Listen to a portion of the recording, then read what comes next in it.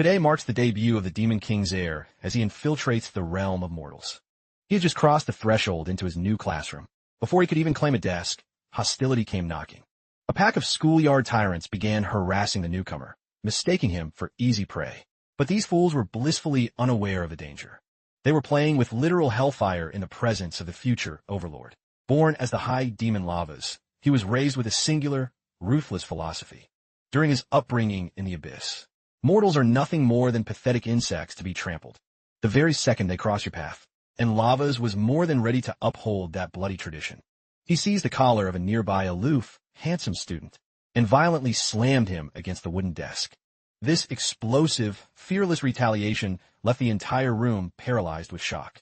A hideous brute, snarling with rage, lunged forward to defend his attractive comrade. But the moment Lavas shifted his gaze toward the charging human, his infernal instincts surged in perfect harmony with his reflexes. As the thug unleashed a desperate, full-strength strike, the young prince casually tilted his head, letting the fist whistle past before delivering a surgical counterattack. The Demon King's progeny unleashed a devastating, Tyson-esque hook that shattered the bully's jaw and launched him into the metal lockers. Let's take a breath and uncover how the rightful ruler of the underworld ended up brawling with mere teenagers. Meet Lavas Vindica, the cold-blooded offspring of the supreme sovereign and the designated heir to the obsidian throne. His father had assigned him one simple mission, but he executed it with catastrophic lack of restraint. He was ordered to spy on the Hilda clan to see if they were whispering sedition against the crown. Instead, Lavas took matters into his own hands and slaughtered the entire bloodline on mere suspicion of treachery. The king knew his boy was a wild card, but this massacre pushed him past his breaking point. Gandivar Vindica, the absolute lord of the demon realm, finally reached his limit with his son's ego-driven rampages. The defiant prince tried to bargain with his royal father, arguing that the evidence of Hilda's deceit was undeniable, and incinerating the filth early was the only logical choice. However, the king found such primitive, lawless brutality beneath their station. Even if execution was the final verdict, it had to be carried out through the cold precision of formal justice. The haughty son could only laugh at such a tedious and bureaucratic approach to power. This total lack of a moral compass left the king deeply disheartened. He realized his heir was a hollow, impulsive vessel. Trying to reason with him was as futile as shouting at a mountain to move.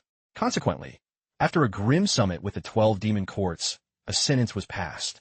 For desecrating the laws of the Abyss and the genocide of the Hyuga clan, Lavas Vindica was banished to the human world. To ensure his penance, his catastrophic dark energies were bound by a sacred seal. The sovereign hoped his son would only return once he had forged a soul, actually worthy of wearing the crown.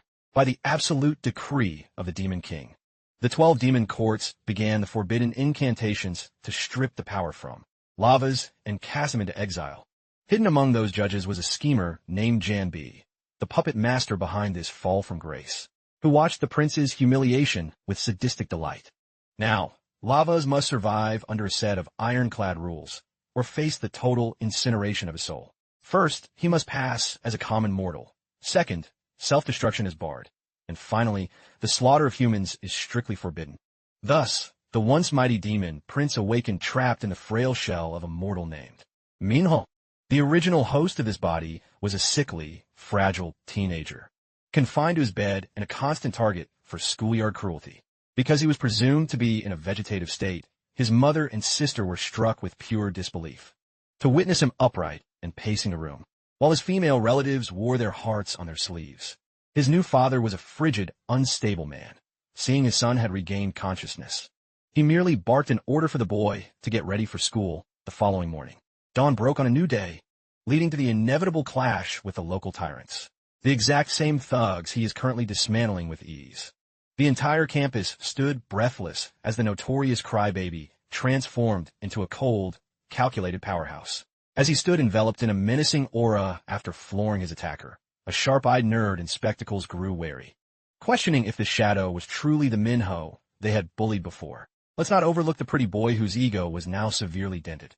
He lunged at our hero wielding a heavy chair, determined to crack Manhwa's skull open. The observant nerd shouted a frantic warning.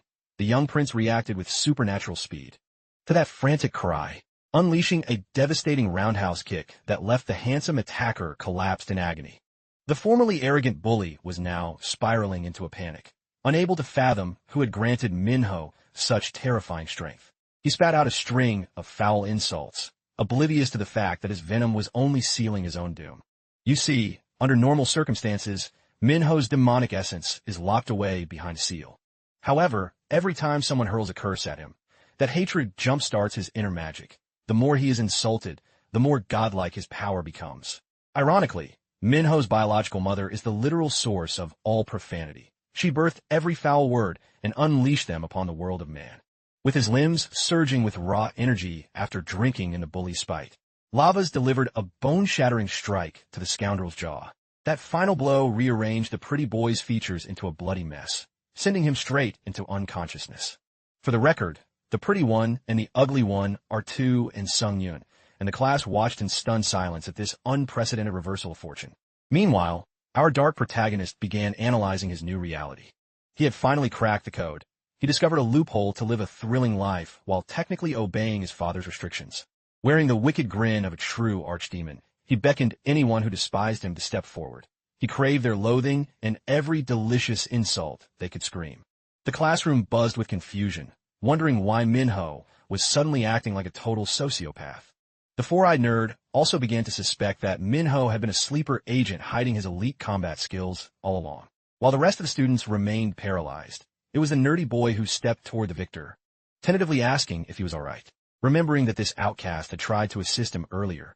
Lavas marked him as a prime candidate for a loyal lackey and gave a curt nod of reassurance. Seconds later, the nerd began firing off a barrage of questions regarding his sudden superhuman prowess. He even teased that Minho might be a reincarnator from a fantasy world. Hearing this, Lavas felt a chill, wondering if his cover was already blown. The boy kept babbling, speculating on his past life, perhaps as a legendary grandmaster or a top-tier gamer. Terrified the nerd had actually hit the bullseye, Lavas resolved to silence those thoughts before the rumor mill started churning. But before he could strike, a memory flickered. An old comrade once cautioned him never to slay a human. Killing one would result in the total erasure of his demonic soul. The young demon grasped the warning, yet he vividly recalled the dark lessons of Master Cynthia. She preached that humans should be crushed on sight like vermin. His friend had countered that her teachings were nothing but bitter sarcasm. In truth, demons are the stewards of passing. Though mortals are dim-witted creatures obsessed with murder, demons have no right to interfere, and the penalty for doing so was absolute. At the time, Lavas brushed it off as irrelevant, convinced he would never set foot in the pathetic human realm. Now Lavas found himself in a stalemate, struggling to figure out how to shut this nerd up without accidentally snapping his neck. Fortunately, it wasn't necessary. The nerd laughed it off as a vivid imagination, even as he admitted feeling a spark of hope for the first time. Admitting he also yearned to escape into a different reality. Lavas sensed a spark of brilliance in the boy's ramblings, mostly because they were saturated with such delicious despair. As the nerd babbled on incessantly, Lavas felt a wave of relief that the mortal hadn't suspected his true demonic origins. Suddenly, the boy offered a heartfelt compliment, impressed that Lavas had crushed those two brutes. Into the pavement, being admired by a lowly human grated on the prince's nerves. While insults were a sweet melody, a human's praise felt like a physical sickness. As darkness fell, we find the youth contemplating his bizarre circumstances. A demon bound in a mortal shell shouldn't possess a drop of mana, yet his energy was clearly surging. With no logical explanation in sight, he took a moment to pridefully evoke the name Lavas. Vindica, the legendary and unconquered bloodline of the great Demon King. However, that very pride was cut short as the prince began to writhe in agony, before collapsing helplessly onto his mattress. His entire frame throbbed with pain, a sign that this fragile vessel was rejecting the raw power of his magic. The poor soul was forced to endure this torment until the stroke of midnight, before finally drifting into a restless exhaustion. The following evening, the scholarly boy and the demon prince were trekking back to their homes. The nerd was overflowing with gratitude. Before this, they couldn't survive a single day without being tormented, but everything had shifted since yesterday's brawl. Lavas dismissed the thanks, noting that those fools were simply begging for a death sentence, a comment that sent a shiver through his companion. Suddenly, a sharp shout cut through the air, calling Minho from the shadows. As he spun around to face the source of the noise, he was met by a pack of vengeful delinquents. The ringleader was the older brother of Sung-Yun, one of the bullies Lavas had nearly dismantled 2 days prior. They were fuming, feeling betrayed that Minho, who had paid for protection, would dare to snap back like a stray dog instead of staying submissive. While the nerd quaked in his boots, our hero's eyes danced with the delight of a child in a toy store, eager for a fresh batch of insults to fuel his fire. Even a nerd began to wonder if he had befriended some kind of twisted masochist. The thug leader smirked, ordering his prey to follow them into the dark. The crazy youth happily obliged, welcoming every harsh word and curse thrown his way. They arrived at a desolate construction zone where the entire crew was waiting, including Sungjawn. The older brother was livid, seeing his sibling so badly bruised by a mere brat. Shifting his focus to the boy, the boss glared into Minho's eyes, weighing his options for revenge. He wouldn't let this slide. After all, Minho had laid hands on his kin, and a brutal lesson was required. He sneered at the defiant teen, asking if his mother had failed to raise him with any manners. He suggested his mother must be just as pathetic for raising a kid who strikes decent people like his brother. Without a second's hesitation, Minho confirmed that his mother had indeed taught him exactly what this filth was suggesting. Of course, while our demon was technically speaking the truth, his brazen tone and mocking grin only fueled the bully's rage. The hot-headed thug erupted with a stinging slap. On the contrary, our protagonist was practically euphoric when his mother was slandered. It was like a symphony of power to his ears. Those foul words ignited the demonic spark he desperately needed, allowing him to intercept the bastard's massive hand with an iron grip. He crushed the man's wrist in one hand, and with the other, lavas coiled his strength and launched a thunderous uppercut straight into his rival's chin. He didn't stop there, following up with a relentless storm of strikes. He proceeded to hammer the thug without a shred of mercy. This sudden reversal sent the underlings into a frenzy. They could only stand back and shout curses, too terrified to actually intervene. The bloody boss roared for those cowards to swarm and take the boy down. Minho dropped into a lethal combat stance, prepared to channel the energy from their hatred to wipe out all 7 scavengers. He became a whirlwind of violence, striking down every person who dared to charge, dropping them in an instant. The terrified nerd watched from the sidelines, struggling to process the Hollywood-level carnage unfolding before him. The agonizing cries of the fallen echoed through the construction site for a few moments, before fading into a heavy, absolute silence, as only one lone figure remained standing amidst the wreckage. That was our champion, naturally. Basking in the chaos and vitriol made Minho so ecstatic that he felt a surge of gratitude toward both his uncle and his mother. After all, his uncle was the one who sowed the seeds of violence among mortals, and his mother was the pioneer of all profanity. Relishing the rush of combat, his appreciation for his uncle deepened. And let's not overlook our nerdy sidekick, who was surely reevaluating his entire life path once he reached safety. It appeared the scholar wasn't the only one keeping a close eye on our protagonist. A sinister, possessed rodent was tracking Minho's every move for its own dark agenda. This creature served as the vessel for the very uncle the boy had just been silently thanking. The uncle was visibly delighted to see his nephew enjoying the brutal little gifts he had scattered throughout the human realm. Rambi, the architect of the prince's banishment, was also lurking nearby. Lavas's uncle couldn't help but admire the boy's efficiency in annihilating the Hugo bloodline. Rambi noted that the prince had always been a loose cannon, making his stubborn streak a massive headache for everyone involved. What truly fascinated the uncle was how Gemeda, the boy's father, had remorselessly exiled him to this mortal plane as a grand penance. The fundamental law of the abyss is to use overwhelming force to break the spirit of the reckless over the centuries. The human world serves as a dumping ground for the most notorious sinners of the underworld, meaning our hero is about to hit a massive wall. The uncle reminisced about how his nephew's previous escapades were mere child's play compared to what's coming. Simultaneously, Rambi finally pieced together why Lord Bakken had entrusted his nephew with the legendary demon bloodstone. They were poised to monitor the damned souls cast into the mortal coil, so Lord Bakken commanded him to relay every grim detail. As swirls of obsidian magic filled the air, visions flickered of the formidable and treacherous adversaries that the prince must eventually confront and conquer. Lord Bakken siphoned intelligence by absorbing the lingering dark energy from the atmosphere, eagerly anticipating his nephew's performance on this new stage, especially when the boy finally comes face to face with genuine, unfiltered evil. Returning to the mundane rhythm of Minho's high school life, his most devoted follower was a budget version of an anime hero who was still reeling from the fact that Minho had flattened Two's brother without breaking a sweat. In a hilarious display of bravado, he tackled a bowl of ultra-spicy noodles for Minho. Despite his eyes streaming from the burn, He insisted it was just I sweat. The friend suggested a milder flavor, but our defiant demon prince isn't one for half measures, so he opted for the lethal inferno level. Suddenly, the nerdy boy's phone vibrated with a call, but he froze, clearly terrified of answering it. In an unexpected move, he told Minho it was a critical emergency, and bolted, leaving our hero alone at the table. Watching his hasty retreat left our protagonist, narrowing his eyes in deep suspicion. The scene shifts to a shadowy workshop where a woman is putting the finishing touches on her latest masterpiece. Her living canvas was a man who had defaulted on his debts, so the goth artisan decided to carve a few permanent reminders into his scalp.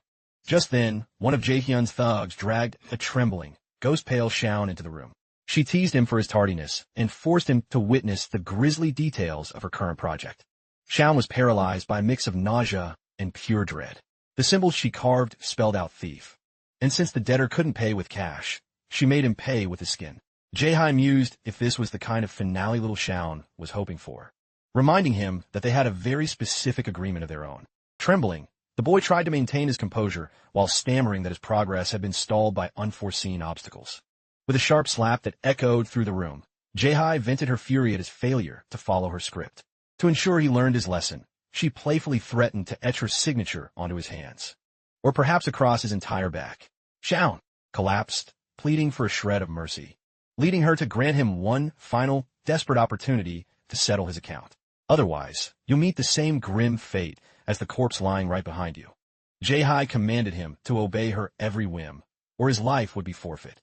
As night descended, the poor boy sat shivering at his keyboard, debating whether he truly had the stomach to go through with her dark task. Defying Jae meant paying the ultimate price with his blood, leaving Shaun with no escape and no other alternative. As for our hero, Minho was enduring a level of agony that felt like a biological crisis. This was the brutal price of overestimating his tolerance for spicy food. His gut was twisting in agonizing knots. Even with his muscles screaming from the recent brawl, Minho was disgusted by his puny human form.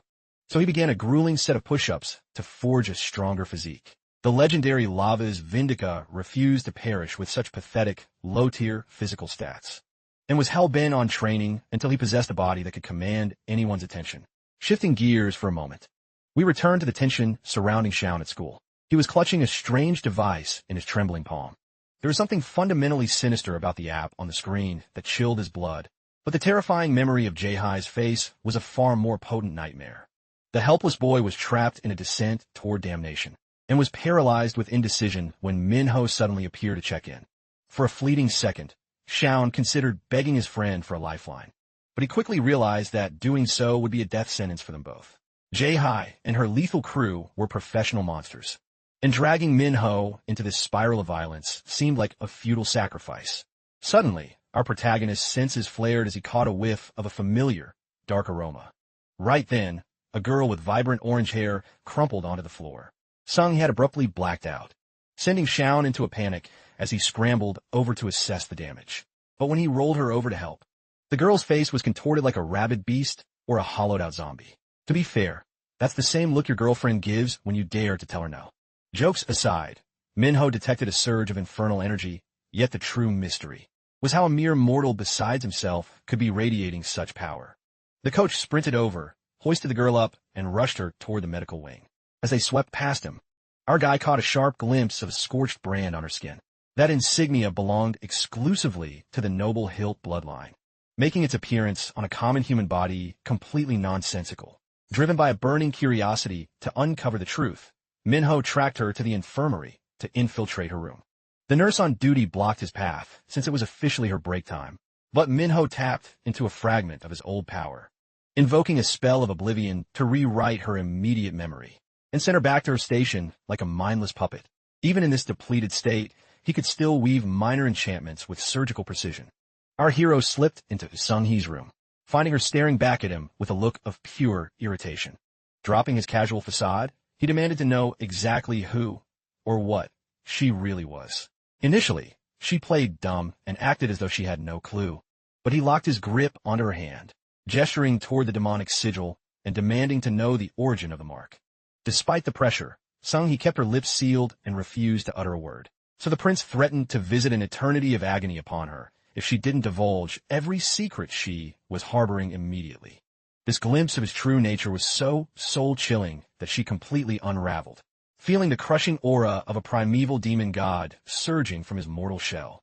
Sung-hee's attitude flipped from irritation to pure, unadulterated dread, as she confessed her ties to Jae-hai, explaining that a specific tattoo was the mandatory price for joining their circle. Our hero picked up a distinct aroma, clinging to the girl, and it certainly wasn't from a fast food burger. It was the unmistakable, pungent scent of entities native to the infernal abyss. A memory surfaces from back when the prince was just a small child. Rambi had no desire to venture into the forbidden zone, but that relentless instigator mocked him, calling him a spineless coward. Driven by pride, the brother was forced to trail behind Lavas, terrified of the disasters the boy might stumble into if left to his own devices. Rambi was genuinely clueless about their objective, and chose to pass the time by sharing a grim legend concerning those who are born with the celestial eye. Such demons are fated to go blind in one of two tragic ways. Either their perception becomes too sharp for reality to handle, or their vision simply decays until their eyes become hollow stones. In the suffocating darkness, Rambi grew restless, but Lavas remained eerily focused. As they reached the heart of the cavern, they peered through the gloom and spotted a lifeless body with vibrant, eerie flowers erupting from its open palms. Ignoring every survival instinct, Lavas crept toward the supernatural blossoms, while Rambi identified the remains as the fallen Jeremy Hilt. But the disturbing mystery remained. Why was this corpse acting as a garden for such flora? Acting on impulse, Lavas uprooted a single bloom, only to find gore-soaked vines entwined with the roots. A sickening, rotten odor filled the air, and Rambi instantly recognized the parasitic species as the dreaded gnawing flower. Minho was certain that Sung-hee was radiating that exact same foul perfume as she groveled before him, begging for her life. Tallying every step Lavas took from their vantage point outside the mortal plane, Rambi and the uncle kept a watchful eye on his progress. In the following moment, our protagonist marched directly to Jae-hai's tattoo studio. He questioned if the link between the parasitic flower and the ink was merely a fluke. Inside, a pack of young thugs was grumbling, unable to comprehend why Xiao was receiving so much of Jae-hai's attention. The truth was, Xiao was a nobody. It was the app that mattered. One of the hoodlums was toggling a piece of candy, a potent new synthetic narcotic that had just hit the streets. The others cautioned him against using it, citing the near-fatal reaction Sung-hee had. But this fool was convinced his constitution was superior, standing like a shadow before the group. Minho identified the cursed tattoos, and that telltale sent once more. He calmly inquired if their ink had been provided by the infamous Jae-hai. The cocky leader lunged toward our hero, trying to intimidate him, only to have his strike deflected before being met with a bone-shattering slap. Channeling pure intensity, he sent the guy into a deep sleep instantly, leaving the remaining flunkies to panic over the identity of this mysterious newcomer. I truly admire how this guy prioritizes violence over tedious dialogue, fighting for the sheer joy of it. Minho delivered a punch that sent the bullies spiraling into the middle of next week, while his henchmen recklessly swarmed him, falsely believing they could change the outcome. Our hero evaded their strikes and struck back, with twice the affection, instantly dismantling the third attacker. The fourth assailant brandished a weapon, so Minho maintained his range with a surgical roundhouse kick, putting him to sleep with effortless grace. His primary mission was locating Jae-hai's whereabouts, but in that heartbeat, the first thug he flattened scrambled back to his feet. Yet, that creature was no longer mortal, but a grotesque, mindless ghoul obsessed with slaughter. Minho was taken aback. The infernal energy clinging to this brute had intensified tenfold. The monster lunged at our prince. Even its basic mechanics had evolved into something predatory. It was undeniably that narcotic that had triggered this monstrous evolution. Fortune failed him when Minho lost his footing. He was now completely vulnerable with nowhere to retreat. The corrupted human unleashed a devastating blow meant to end Minho's story. As he faced this lethal crisis, the focus shifts to Jae-hai, who is fuming over the incomplete status of the application. They had successfully apprehended the thief who dared to snatch their blue ribbon. The culprit sobbed for his life, pleading that he had simply made a lapse in judgment. Unfortunately, he was at the mercy of the most cold-blooded predators in the city. One executioner plucked the azure blossoms from the ceramic pot and loomed over the trembling man, while the victim's cries for mercy went unanswered. His fate was horrific as the man channeled dark energy into the petals and plunged them directly into the man's skull through his eye. But that only accounted for one side of his vision. The victim's desperate wails continued to echo. Ignoring the screams, the other man showed no pity and brutally shoved the remaining blossom into the other eye socket. He was abandoned there, shrieking in absolute torment, now plunged into total darkness. This syndicate does not offer redemptions. And even a cold soul like Jae-hai was trembling with fear in this man's presence. He demanded she finalize the project immediately without further delays, trapping her in a desperate corner. Once outside, she brooded over her precarious situation, obsessively dialing Shaun for a progress report. The terrified boy was slave to his keyboard, and finally found the resolve to check his vibrating phone. To his shock, it was actually our protagonist on the other end.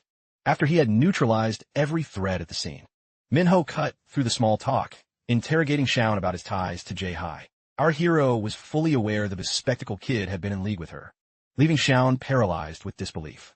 Meanwhile, Minho demanded her current coordinates. Shaun was completely bewildered by the turn of events. But Minho insisted he had an old score to settle and needed to find her. She was usually at the studio, but the nest was empty. Suddenly, our young lord detected a tiny, sinister creature shadowing him from the periphery. But Shaun pleaded with him to cease his actions and wait until they could meet in person.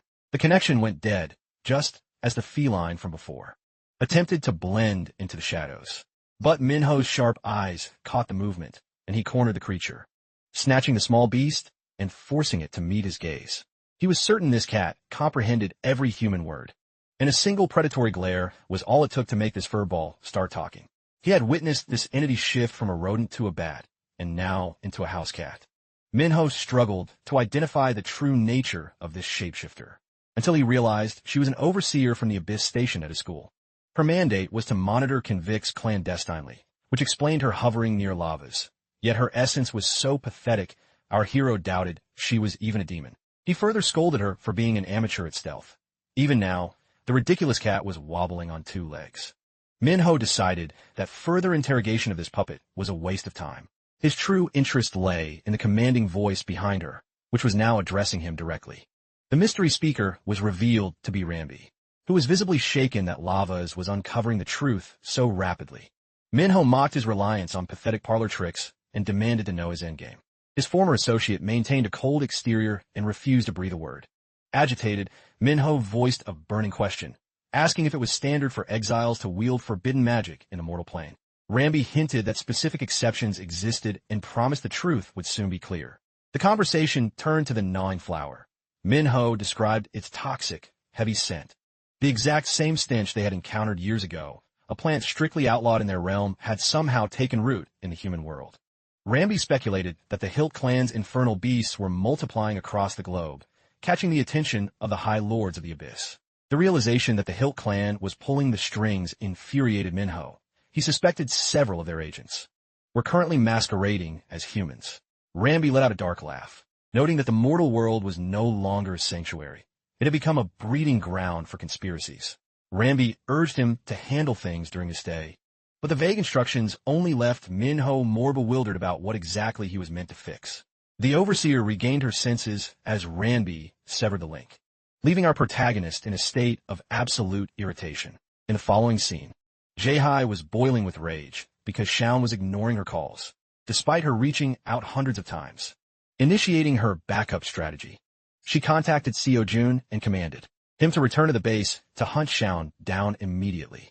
Shifting back to Minho, he decided to squeeze some intelligence about this world out of the overseer. Her data was typically flawless, and her tracking capabilities were second to none.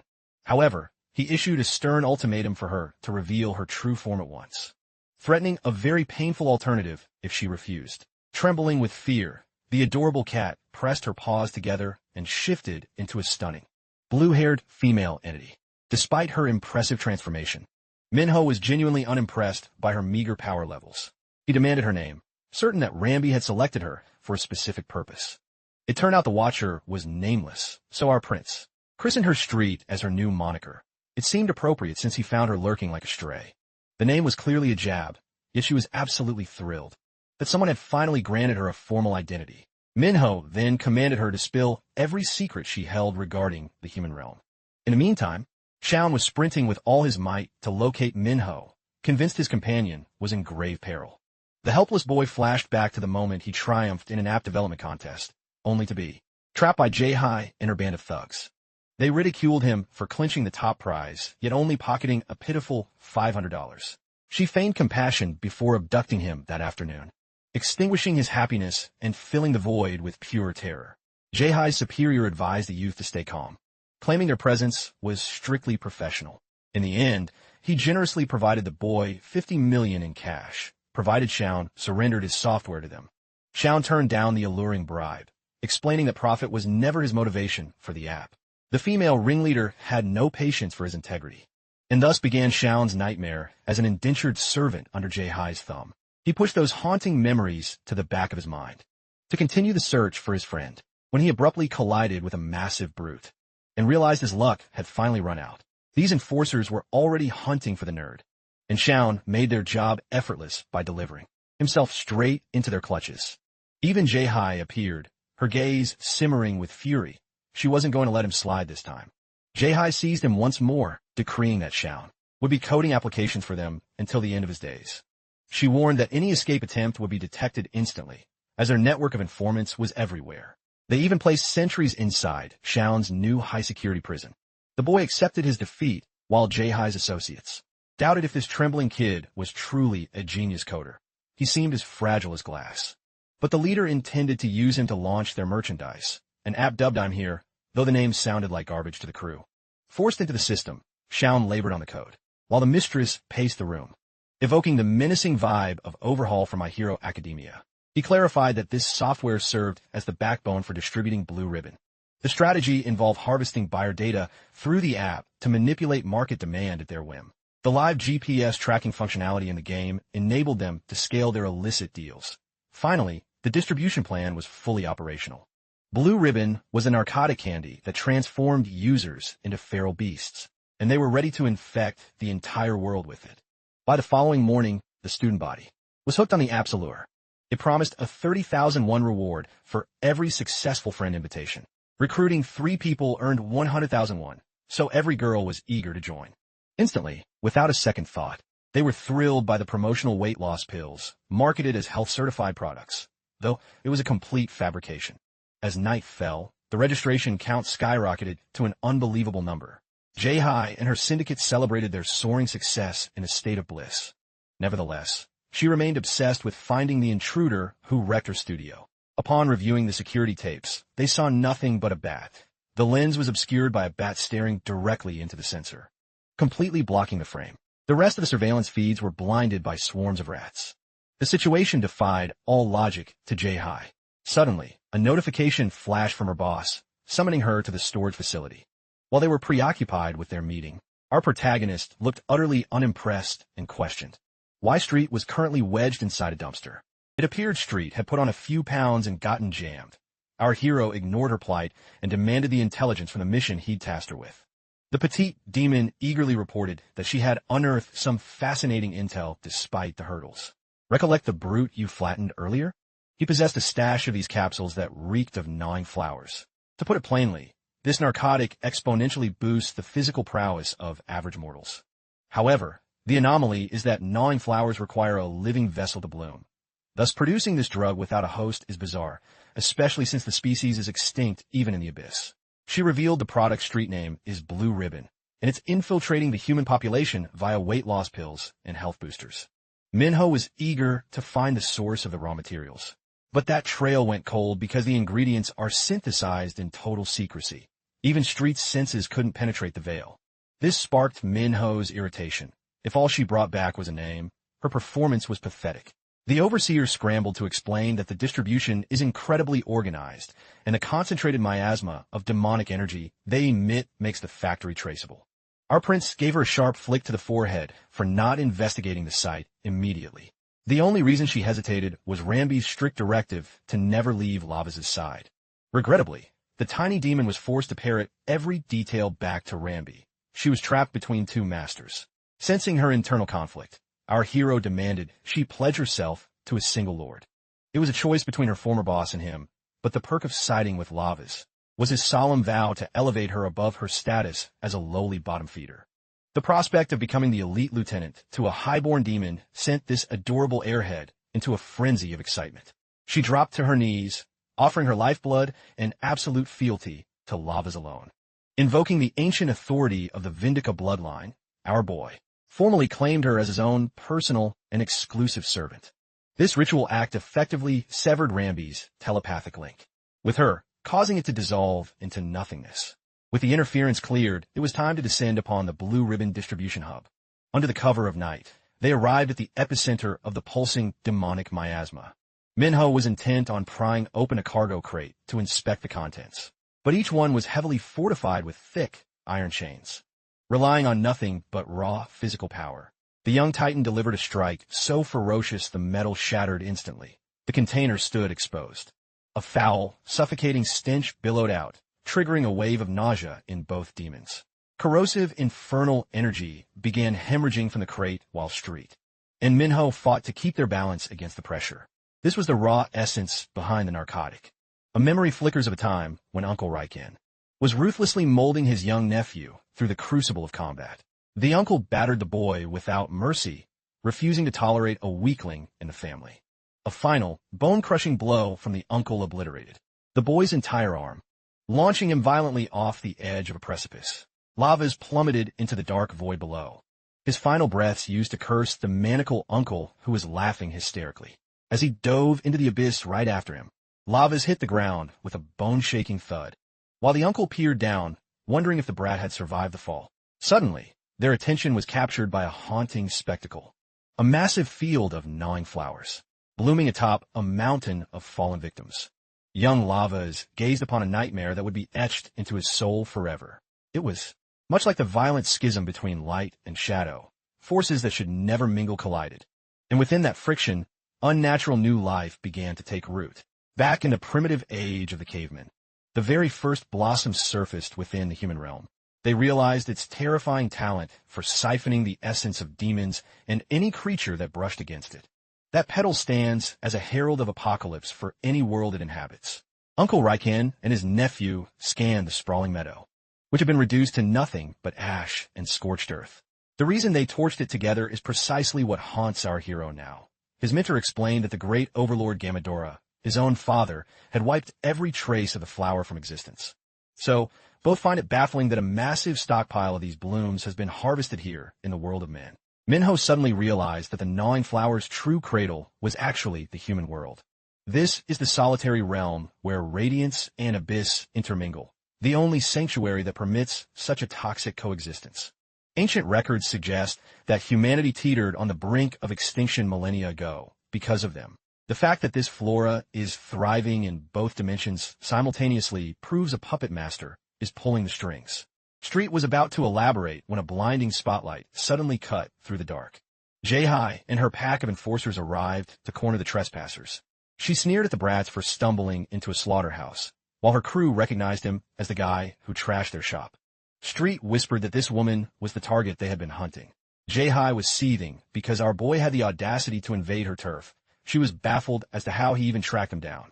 Minho skipped the pleasantries and demanded to know if she was the queen bee. She hated his tone, but boasted that the throne was hers. This gave Minho the opening to grill her on the grotesque ingredients fueling her product. Jai mocked his bravery for poking his nose into corporate secrets that could get him buried. And even though our prince didn't give a damn about the drug itself, he knew that leaving these psychos to their own devices was a recipe for disaster. Jai fished a handful of pills from her pocket, warning her thugs to get serious, because another failure meant they'd have to answer to Yangmu's legendary cruelty. The sinister woman tossed them a stash of blue ribbon, and these goons grinned like kids on Christmas at the sight of the gift. Jai barked at them to stop drooling and swallow the damn things. The four zealots wasted no time tearing into the foil and gulping the pills down. Sensing the coming carnage, our boy ordered Street to find cover, knowing she'd be a liability once the fists started flying. As for Jai's pets, they mutated into feral, twitching predators, as she gave the cold signal to erase the target. The quartet exploded forward with supernatural speed, swarming Minho, who merely dismissed them as arrogant, drug-addled sheep. Tapping into his bloodstone eye, he declared he could dissolve them all with his own dark miasma. Minho met the first charge with a crushing blow, then pivoted to spear a second attacker right behind him. He moved with the uncanny foresight of a master ninja, predicting every strike before unleashing a third hit. With the precision of a scalpel, he connected with a brutal, jaw-shattering uppercut. After dropping 3 of the monsters, he left a momentary opening and felt cold hands lock around him from the rear. Manhwa slammed into the concrete, pinned in a lethal deadlock. The brute tried to drive a knee into his skull, but our boy caught it just in time to save his neck. Seeing him pinned down sent his assistant into a panic. While Jae-Hi's face lit up with sadistic joy, the 3 remaining ghouls lunged back into the fray, besieging Manhwa from every possible angle. The coordinated assault made a counterattack nearly impossible. These freaks were leagues stronger than the usual junkies, having overdosed to unlock their hidden potential. Switching gears instantly, our boy abandoned traditional martial arts for a more creative tactic. He scrambled toward a nearby freight crate and reached into the splintered wood to grab a heavy package. Then, Manhwa pulverized the container and hurled the debris straight into their snarling faces. The suffocating stench of the narcotic paralyzed the others, and even our hero recoiled, loathing the foul aroma with a burning passion. This miasma was actively suppressing his infernal energy, while the thugs were still reeling from the scent. Manhwa seized one's face and drove him into the concrete, channeling pure Shadow Monarch energy to execute the finisher. Our Dark Prince followed up with a heavy blow, pulverizing his opponent's features. Another brute attempted a desperate kick, but our protagonist evaded with godlike reflexes, snaring the attacker's limb and whipping him into the floor. Committing fully to the carnage, Manhwa ruthlessly stomped on the man's ankle, snapping the bone like a dry twig. A third goon lunged for a head, but only to be met with a backhand, mirroring the iconic moment Nero humbles Dante in Devil May Cry 5. Manhwa gripped the man's sagging frame and delivered a thunderous suplex, a true work of art that leaves you breathless. Jae-Hi watched the scene unfold in absolute terror, paralyzed by disbelief. This boy had dismantled an entire squad of enhanced soldiers like a literal apex predator. Just staring at him chilled her to the bone as a tsunami of demonic bloodlust surged from Manhwa, making him look like something far more ancient than a human. Shivering at the thought of her own demise, Jae-Hi began to suspect she was dealing with a spectral entity from the void. Meanwhile, on the grand stage, Yuri stood spotlighted before the crowd. In the wings, her mother Kong Hyunju cheered, confident that such talent would secure a spot in the Venus Ballet Troupe. Suddenly, 2 shadowy figures entered the room. Hyunju bristled, demanding to know their business. They placed a fresh supply of blue ribbon on the desk, offering a cold apology for the intrusion. Given the size of the request, they decided to provide a personal delivery service. Noticing her hesitation, the man assured her that all arrangements were finalized. Nevertheless, she worried if there was a defect in this specific batch of blue ribbon. Yangmu sneered at her concern, noting she had already fed her daughter massive doses and it was a bit late for questions. Hyunju's eyes darted back to the monitor and watched as her daughter began to malfunction. Like a short-circuited machine, the men observed Yuri's collapse, musing over exactly how many capsules the mother had forced upon the girl. Abruptly, Yuri's ankle shattered with a sickening pop, and she crumpled onto the stage like a discarded doll. A deathly silence fell over the auditorium. The mother wailed in panic, having believed the drug was perfectly safe. The men coldly remarked that safety only exists with moderation, then stated flatly that Yuri was a lost cause. She would now require the drug to fulfill her most basic cravings just to endure each day. Her existence would be entirely tethered to the substance. Hyunju was shattered, seeing her massive investment in her daughter evaporate. The phone buzzed, and Yangmu answered the call. Jean Jae-Hi was on the line, but her voice was drowned in hysterical tears. The receiver was snatched by our hero. He demanded to know if this was the creator of the blue ribbon. Yangmu stoet frozen in suk. Manhwa then commanded him to show his face and abruptly ended the call. Yangmu rose and offered a cold goodbye to the grieving Hyunju. He had to depart at once. Meanwhile, the sapphire-haired girl questioned our prince on why mortals succumb to narcotics. The explanation was blunt. Driven by a mix of stupidity and vanity, they seek out drugs, certain they're too strong to ever become addicts. Because their existence feels hollow and devoid of meaning, they turn to these substances to manufacture a false sense of significance. Following that, the girl gestured toward the approaching syndicate led by Yangmu himself. He demanded to know why Manhwa was so eager for an audience with him. Our hero dismissed his presence with a shrug, stating that he wasn't the guest he was expecting. He merely wanted to inquire about the narcotics and labeled him a common mortal. At the sound of those words, Yangmu's mind drifted back to his grim history. During his days surviving in the gutter with his father, a young Yangmu tried to rouse the man to beg for another fix. But as he shoved the body, he discovered his father had already breathed his last. The man's entire reality had been consumed by the needle, and his end was no different. Yet, that passing brought Yangmu no sorrow. Instead, he was consumed by rage fueled by his own withdrawal pains. He began to desecrate his father's remains with kicks, panicking because his source of narcotics had vanished. Suddenly, his father's lifeless eyes ignited with an eerie light, leaving Yangmu confused as to whether he was witnessing a resurrection or a ghost. A malevolent entity rose from the shadows beneath the corpse, mockingly asking if he was drowning in tears over his father's demise. The infernal spirit suggested it could return the man to life if the boy's grief was too heavy to bear. But Yangmu admitted he was glad the old man was finally out of the way. His only obsession was securing a fresh supply for his own veins. The demon recognized the boy's insatiable hunger for the high, and presented him with a sinister bloom. The gnawing flower commanded him to use his father's rotting flesh as fertilizer for the blossoms. The entity promised this pact would serve as a foundation of trust, ensuring he would eventually possess everything he desired. Then the demon instructed him to slaughter anyone who dared to deceive him or reject the gnawing flower's gift. With that, the spectral being left the bloom with Yangmu and bestowed a dark blessing upon him. Without hesitation, Yangmu began feeding his father's corpse to the parasitic plant. Returning to the present, Yangmu felt his blood boil at being called a mere ordinary human. Our boy kept his cool and questioned if Yangmu truly placed his faith in anything, something that had supposedly granted him a new lease on life when he uncovered it. Our protagonist was already fully aware of the unholy contract between the man and the beast. Despite the danger, he stepped forward, labeling both the demon and Yangmu as absolute filth, pushing the drug lord past his breaking point. He immediately unleashed his squad of enforcers to swarm Minho. The blue-haired girl fled the scene in a heartbeat, but Minho steeled himself to dismantle them with surgical speed. On another front, Blue Ribbon's profits were reaching astronomical heights, meaning elite clientele from across the nation would be lining up to praise Yangmu's vision. Having expanded his empire into the markets of China and Japan, the software developer had been paralyzed with guilt since the app's release, watching as the narcotics spread like a plague through his code. Back with our champion, Jean Jehai sobbed in terror as she watched him single-handedly crush the thugs with supernatural strikes. After the dust settled, Minho beckoned Yangmu to step into the ring for a real fight. Yangmu recalled the haunting words the spirit had whispered to him long ago, to eliminate any soul who spurned the gnawing flower or dared to betray him. He snatched 3 blue ribbon capsules and gulped them down while chanting, "For the sovereign Power Hilt." He was invoking the dark will of his master, Power Hilt, just moments before charging forward to strike Minho. Jin Sehyun screamed a warning that this boy was no ordinary student. Rather, he shared the same aura as the entities Yangmu had partnered with to forge the drug. The suggestion that he was somehow linked to the creation of that filth caught our hero off guard. The purple-haired brute seized that moment of distraction to launch a heavy fist at Minho. However, a split second before the impact, our protagonist sensed the danger and swerved his hand away with feline grace.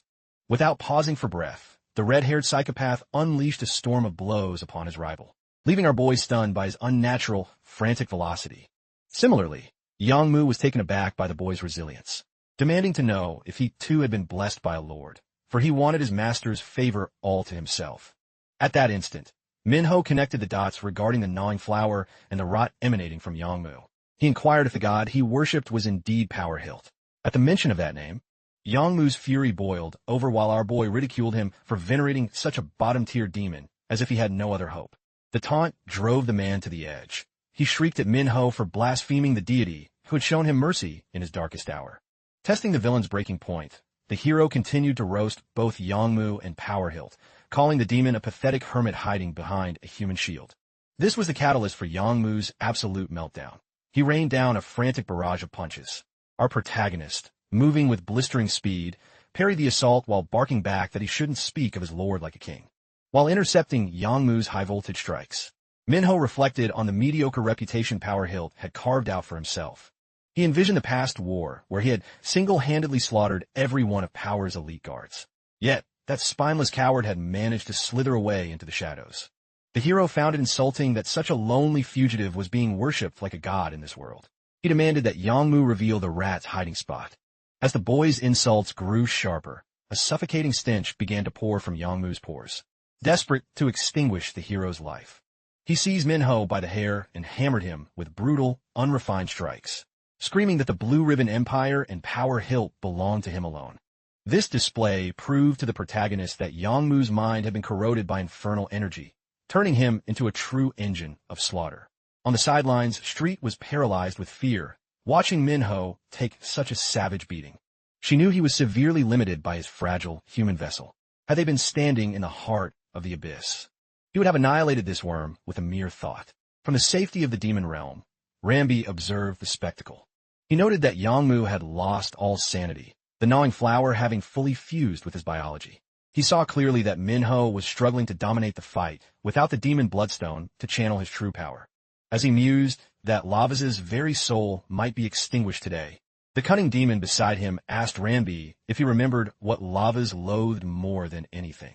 After a quick quip about Lavaz being a hater of almost everything, his uncle revealed that our protagonist's ultimate trigger is filth. He is, quite literally, a divine germaphobe. Driven by pure disgust, the hero caught Yangmu's incoming fist, unable to stomach the vile odor for even one more second. With an effortless surge, he sent the man hurtling across the warehouse. Minho felt a spark of his primordial strength return, declaring that he was tapping into a reservoir of raw energy to close the distance, to end this farce and silence that repulsive smell forever. As his fist connected with Yangmu's chest, the villain's eyes widened in total disbelief. How could a mere mortal wield such a staggering level of power?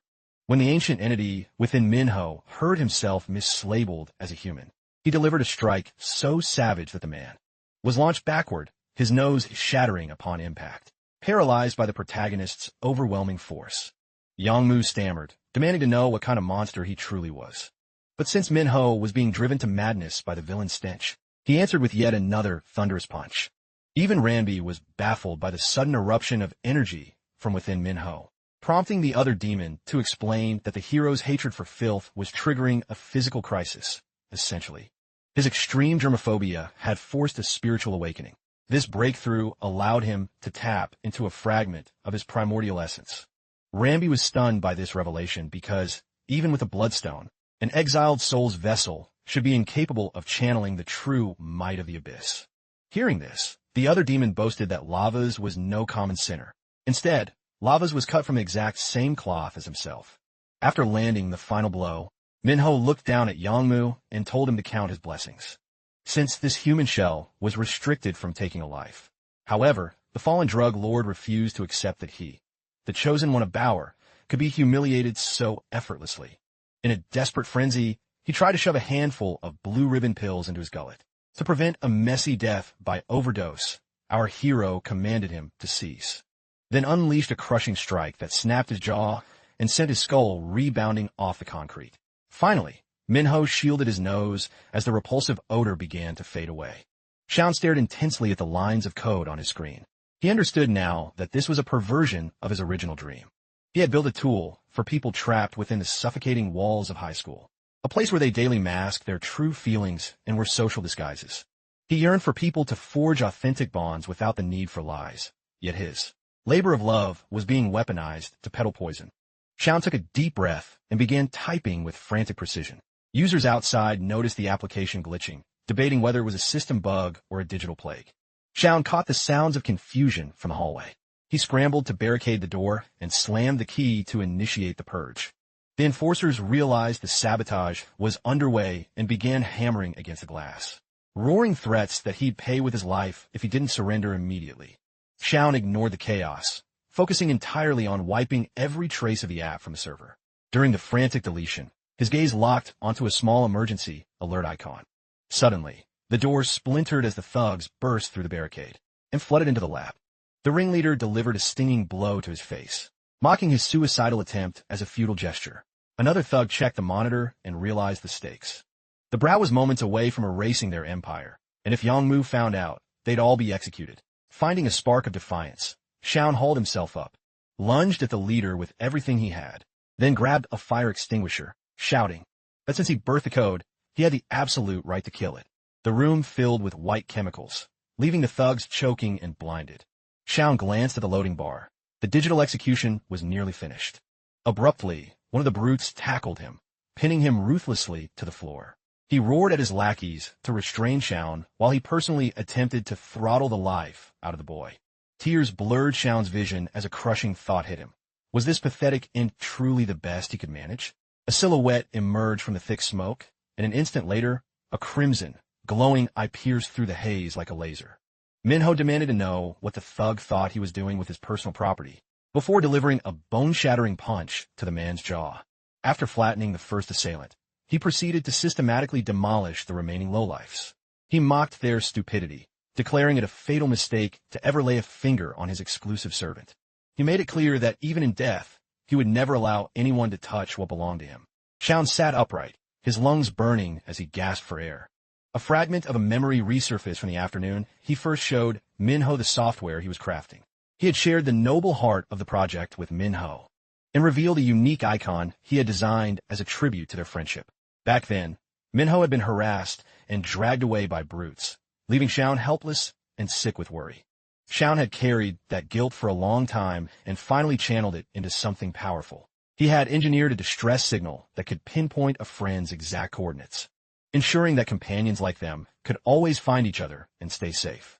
He had vowed to himself that he would never let anyone torment Minho again. The old Minho had been moved by the gesture, promising to be the very first user to download the app. The current Minho held up the pulsing alert on his screen and asked if the boy had summoned him intentionally. Shaun let his tears flow freely, expressing his profound thanks that Minho had actually received and answered his call. They exited the facility together while Street finished her business with Jai. In a frantic heartbeat, Jai broke free and vanished into the night. Minho assured his demonic assistant it was no concern, as the parasitic gnawing flowers within them had already withered away. Nearby, Yenju alerted the emergency services to the blaze, spotting a swirl of obsidian energy erupting from the unconscious Yongmu beneath a tree. Back in the quiet of the alleyway, Shaun noticed the mysterious blue-haired girl trailing closely behind Minho. Meanwhile, our protagonist was deep in calculation, realizing that the treacherous Ranbi and his uncle were manipulating him like a pawn. Upon reaching Shaun's doorstep, the boy fretted over Minho's injuries and begged him to see a doctor, but our hero is forged like tempered steel and didn't have a scratch on him. The tech whiz was genuinely touched that his friend had arrived, even if he'd only hit the SOS button out of desperation. He was convinced his signal had brought help. In truth, this legendary warrior had simply been wandering in the general vicinity.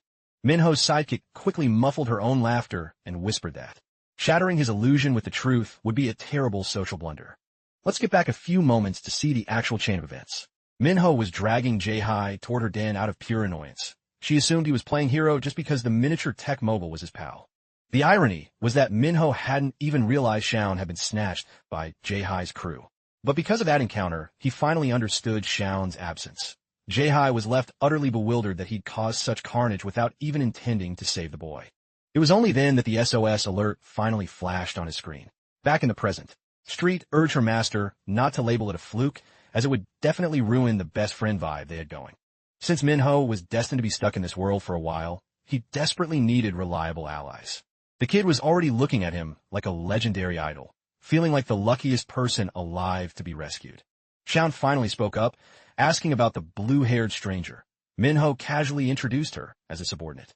This revelation left his friend stunned and full of questions. Shaun hesitated before deciding to dig deeper. Witnessing such a radical transformation and the sudden appearance of a bizarre follower, Shaun truly feared the most logical, terrifying explanation. He suspected his friend had been recruited by a dangerous underground syndicate. He didn't want Minho getting tangled up with such shadowy figures. Meanwhile, our protagonist realized he couldn't keep spinning tales to his friend forever, so he leaned into Shaun's suspicion and dropped a massive truth bomb. He was the heir to the great Demon King. Naturally, those grand claims went completely over the poor kid's head. The boy couldn't make sense of a single word of it. While he was struggling to process the information, he was suddenly jolted by a cat casually making itself at home on his lap. Exhausted from the back and forth, our hero let his subordinate take over. And that's when the feline began to speak, sending the boy into a panic. The poor student was absolutely petrified. With the chaos reaching its peak, Shaun simply blacked out from the sheer shock. Elsewhere, the humiliating defeat of the overhaul lookalike had concluded, and he was now consumed by bitterness for failing to eliminate his target. A shadowy figure drew near the transport vehicle where he was being detained, and swiftly neutralized the police officer, leaving him cold on the pavement. The mysterious man looked down with feigned pity at Yongmu's pathetic state, who began rambling excuses to his master about his blunders. Lord Power didn't care for his whining, and prepared to relocate him for a much more intimate conversation. While this extraction was taking place, nearby law enforcement was flooded with reports regarding the total collapse of their supply chain. The most disturbing revelation was that these narcotics had somehow bypassed the Drug Administration's scrutiny. The news that an organization had systematically poisoned children with lethal substances was horrifying. But as the female officer turned to consult her partner, she discovered Detective Cha collapsed on the floor. She scrambled toward him and peered into the transport car, only to find, to her horror, that their high-value prisoner had vanished. In a secluded hideout, Lord Power loomed over his disgraced pupil. Yangmu groveled for another shot at redemption, convinced he could finish the job if he just took a higher dosage. His master ridiculed his blindness, pointing out the immense value of the blossoms that had been reduced to ash. Lord Power had invested far too much energy in recruiting a flock of humans, merely to serve as living soil for his precious flowers. He was disgusted by his servants' incompetence in letting his entire harvest go up in flames. Once more, Yangmu pleaded for mercy, swearing to see the task through. But his reckoning arrived in a heartbeat. Power plunged a cursed bloom directly into his socket, unleashing a shriek of pure torment. Yet that was merely the overture, as the master reminded him of their unbreakable blood pact. The only path left for Yangmu to prove his devotion was to become one with the flora. However, he was too busy drowning in his own screams to heed Power's cold words. Let's check it on Jae-hai. She was desperately trying to snatch a wallet and vanish, but her search came up empty, and she stumbled right into a lunatic hopped up on the very drug she sold. Jae-hai was bewildered by the cruel irony of her situation, but it was poetic justice for the misery she had inflicted on others. The fact that the man could only grunt made her realize he had taken a lethal amount. Glancing to her right, she spotted a potential weapon, but her ego was shattered instantly when he drove a blade deep into her side. Jae-hai crumbled in agonizing pain, paralyzed and broken, while the addict, lost to the world, shrieked for another hit of blue ribbon. He was swallowed by a mindless, violent frenzy. Jae-hai struggled to pull herself together, realizing her wounds were dangerously deep. The girl who once took pleasure in tormenting others was now drowning in tears, paralyzed by the fear of a lonely death. At that exact moment, a grotesque transformation began to take hold of the man. A swirling obsidian aura manifested Ranby from the man's shadow, who mused aloud if Lavas would find this sight even more revolting. Though she had no clue who this newcomer was, she desperately croaked out a plea for salvation. But Ranby looked down with cold indifference, telling her to simply embrace her doom and rot in hell. Jae-hai's mind was a fog of confusion as she teetered on the brink of the afterlife. While he gave her a chilling assurance, he wouldn't let her remains go to waste. The scene transitions to the moment Uncle Bakken was summoned by the formidable demon Queen Aeneas. Lady Aeneas immediately lashed out, accusing him of playing dangerous games with her son, who had been banished to the mortal realm. Lord Bakken let out a boisterous laugh, countering that her boy was no longer a child. He told her to relax. Her brother then revealed that he had secretly implanted a demon bloodstone into Lavas before his descent. This news sent the queen into a spiral of panic, and she began to berate her brother without mercy. Bakken stood his ground, urging her to finally place some faith in her son's strength instead of coddling him like a fledgling. In response, Aeneas confessed her deep-seated dread regarding the current instability of the realms. If word got out that her son, the lone successor to the demon throne, was vulnerable in the human world, the entire cosmic order would descend into madness. Uncle Bakken, however, remained unfazed, bragging that the lad was a mirror image of himself and possessed unmatched lethal skills. The queen's temper flared again, and she delivered a sharp flick to her brother's forehead, completely exhausted by his arrogance. Rubbing his head in annoyance, the Lord commanded Ranby to scour every library for a way to delete sisters from existence entirely. Ranby attempted to play peacemaker, but the royal siblings ignored him, diving into a chaotic brawl as their petty argument exploded into violence. The setting shifts back to Earth, where Lavas was taking a moment to unwind.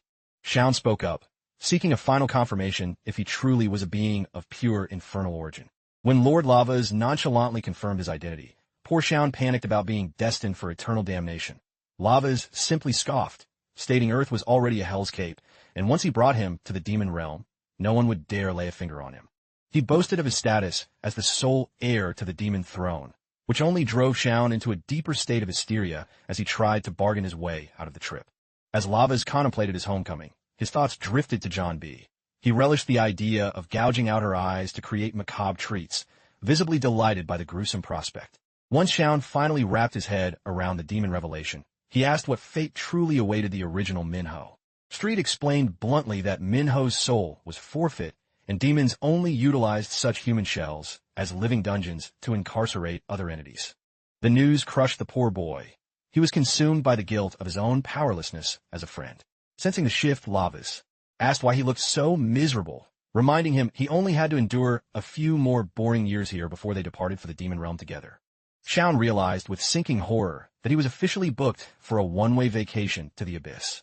When Lavas ordered Street to describe the majesty of their home, she spun vivid, terrifying lies about the omnipresent scent of gore and roasted flesh, sending the boy into a screaming fit.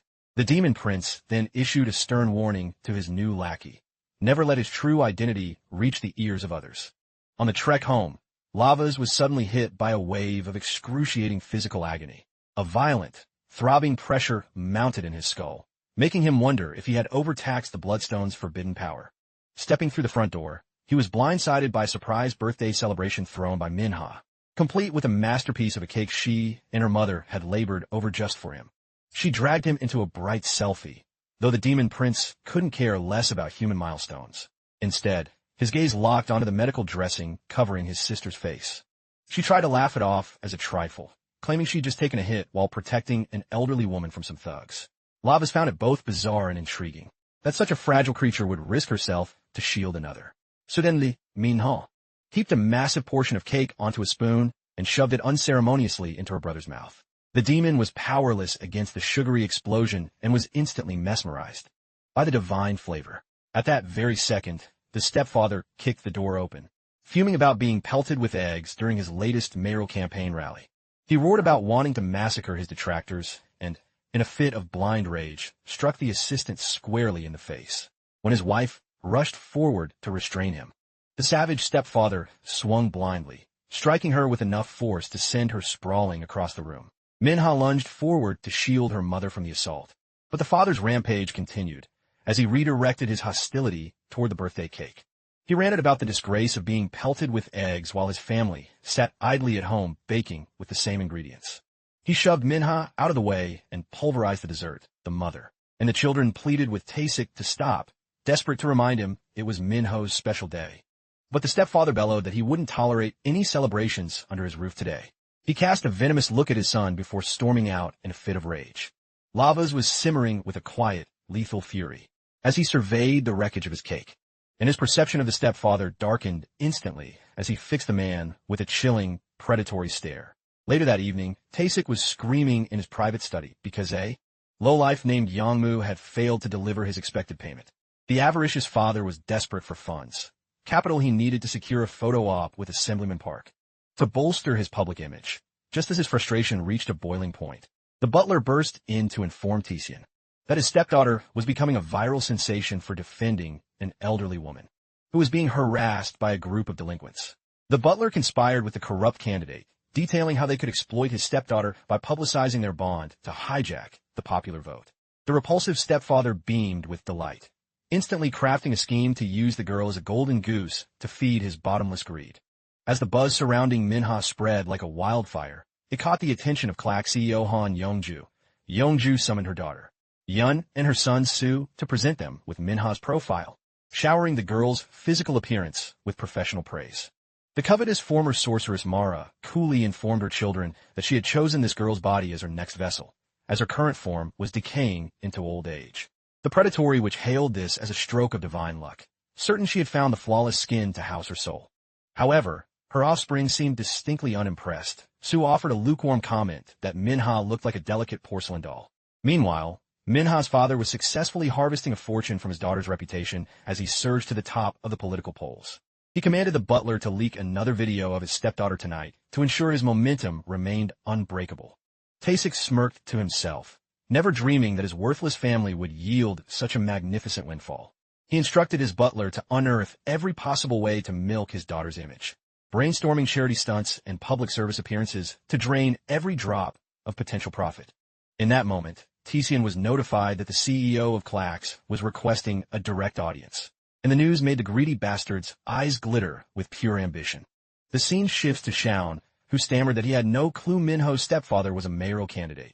Lavas questioned if he actually knew anything about Minho's family at all. Shaun clarified that while Minho was guarded about his home life, one thing was undeniable. Minho's bond with his sister was unbreakable. When Shaun spoke of how much Minho truly treasured his sister, a dormant spark ignited within Lavas. Lavas remembered his uncle's advice to protect his inner circle with the same intensity he held for Rambi and himself. Just then, Street, disguised as a kitten, tried to squeeze through a gap in the wall, but got wedged halfway. The gluttonous creature had feasted so much her stomach was bulging. Lavas asked for Rambi's status, and she lazily mentioned he was gone, leaving only a message behind. Lavas unsealed it only to find Rambi applauding him in that infuriatingly condescending tone. Furthermore, the nerd had tasked the demon prince with neutralizing Lord Powerhilt. This instantly sparked Lavas's temper. He roared that he'd slaughter the nerd before he'd ever considered doing his dirty work against power. Shaun snapped him back to focus by mentioning that the greedy father was on the verge of winning the mayor's seat. Lavas found it preposterous that a man of that caliber could lead a city, and the mere thought of him drew an immediate comparison to a Sinuru. He asked Street if the stepfather was actually a Sinuru that had crawled into this earthly purgatory. Shaun asked for a definition of the term. He learned they were infamous, ravenous scavengers from the abyss. They're loathed by all demons because their hunger is a bottomless pit that no feast can ever satisfy. Street quickly interjected, insisting that Tasic was, unfortunately, just a typical, flawed human. Lavas shot back with a mock, telling her to rein in her own disgusting eating habits, warning that if she didn't stop, she'd morph into a gluttonous demon herself before long. That night, when Lavas arrived back at the house, he found Clax CEO Han Yongju already waiting to poach his sister for Clax Entertainment. She declared her intent to make Minha the star center of their new group. The children's mother spoke up in protest, stating her daughter had no desire for the spotlight, but she was immediately silenced by Tasic for daring to interrupt the CEO. He offered a shallow apology for his wife, dismissing her concerns and labeling her as hopelessly behind the times. Yongju offered the mother a soothing smile and promised to structure a schedule where Minha could juggle her studies with Clax projects, framing it as a legendary, once-in-a-lifetime break. She bolstered her pitch by noting that the industry has evolved, allowing modern stars to flourish professionally while still attending their dream universities. It sounded flawless and reassuring. As the stepfather reached for the pen to trade his daughter's future for a signature, a wave of dread and uncertainty began to wash over Minha. In that moment, the CEO caught sight of Minho and offered a polished greeting, introducing herself with grace. When Lavas met her gaze with a stony silence, the loathsome father began to berate him for his lack of respect, but the female executive swiftly raised a hand to silence him. She remarked with a cool smile that such a rebellious streak was merely typical of today's youth. Lavas let his mind drift back to Shaun's revelation about how the original boy cherished his sister above all else. The narrative then flashes back to the Demon Prince's youth during a grueling training session with his uncle. Lord Bakken warned the young heir that the cosmos is teeming with dark factions constantly plotting to topple the sovereign. He reminded him that as the successor, he would one day inherit the iron will of his father, Gamadora. He spoke of the heavy burden of shielding and guiding those under his command. The boy let out a weary sigh, insisting that his raw power alone was sufficient to rule. But his uncle merely chuckled, predicting a day would come when his heart would bond with others without him even realizing the shift. Bakken promised the boy that in that transformative moment, he would truly evolve. As a demonic youth who had seen a century pass, Lavas originally dismissed those words as trivial. Returning to the present, Lavas stepped into the fray to safeguard Minha, challenging her to speak her true mind regarding whether she was being coerced into this contract, vowing that he would settle the matter personally. Minha paused, her thoughts haunted by the countless times her stepfather had treated her family like discarded trash. She replayed the horrific day her mother was savagely struck while trying to shield the children and escape the accident. She recalled her mother's desperate pleas for mercy and how she herself had tried to stand tall and fight back against the cruelty. But their resistance had been hollow, for they lacked any legal standing or assets to claim their freedom. Driven by the ghost of that memory, Minha finally gave her consent to join the agency. But she dictated a non-negotiable term. Every cent earned must be deposited into an account solely in her name. She envisioned using those riches to liberate her family from this filth, oblivious to the predatory traps lying in wait. Her stepfather broke into a cold sweat of anxiety, but felt forced to concede to her demand. As the final papers were presented, her mother made one last attempt to ensure her daughter was truly choosing this path. Manhwa gave her mother a confident nod, then cast a secret glance toward her brother, offering a silent thanks for his protective stance. As the scene transitions, the Clack CEO was beginning her commute back, her mind buzzing with dark schemes and malicious anticipation. Yun noted that there was something undeniably peculiar about Minho's presence. The witch director asked Han Yun for her intuition, and she confirmed that she sensed an extraordinary or dangerous spark within the boy.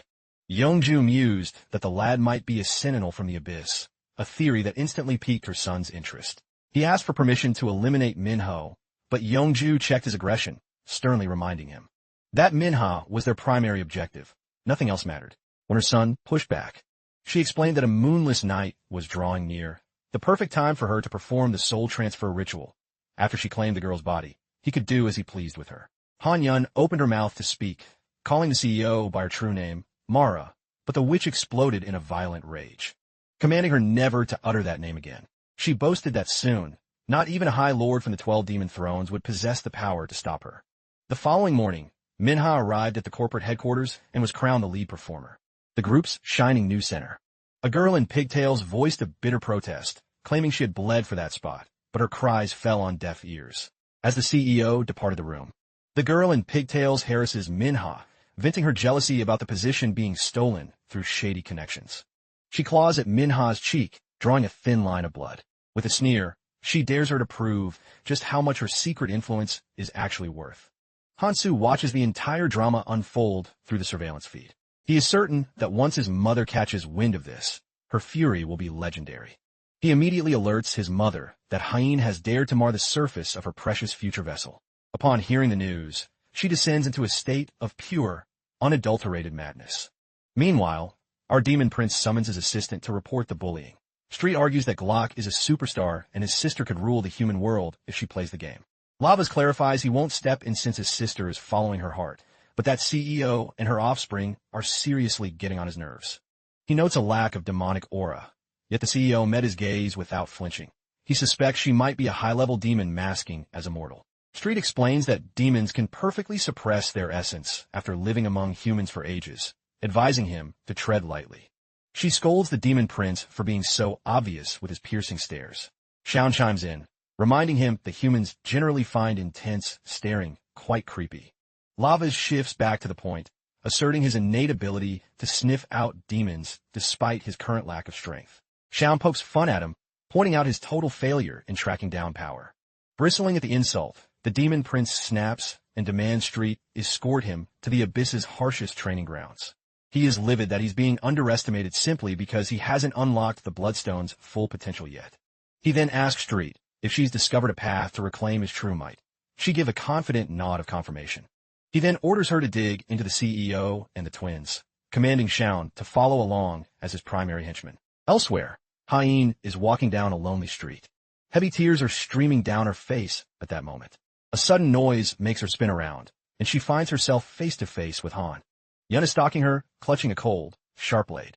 The girl panics, begging for mercy and offering a desperate apology. She cries out that she was simply blinded by a momentary lapse of reason. Han Yun doesn't hesitate, brutally ending her life just for daring to leave a microscopic scratch on that face. Yun muses that her mother would have been absolutely disgusted by such a flawed canvas. Let's peel back the layers of the past, before the demonic possession took hold. The mother was a woman basking in family bliss, eagerly awaiting the birth of her children. After her banishment, the demon slithered up from the gutters and identified her as the ultimate host to conquer. That night, she invaded the home and forcibly merged her essence with the woman's body. She vowed to sustain the unborn children only because they would make convenient better than puppets. She let out a cackle that sounded like a total psychopath. The husband stirred, woken by the commotion. Sadly, that was his final mistake. The possessed woman began to throttle him, dragging him toward the open window. The husband likely thought it was some twisted roleplay. He realized the grim reality too late as she dangled him over the abyss, revolted by the vile human she was forced to call husband. She heartlessly dropped him from the balcony, the avaricious which celebrated, finally dwelling within a beautiful new form.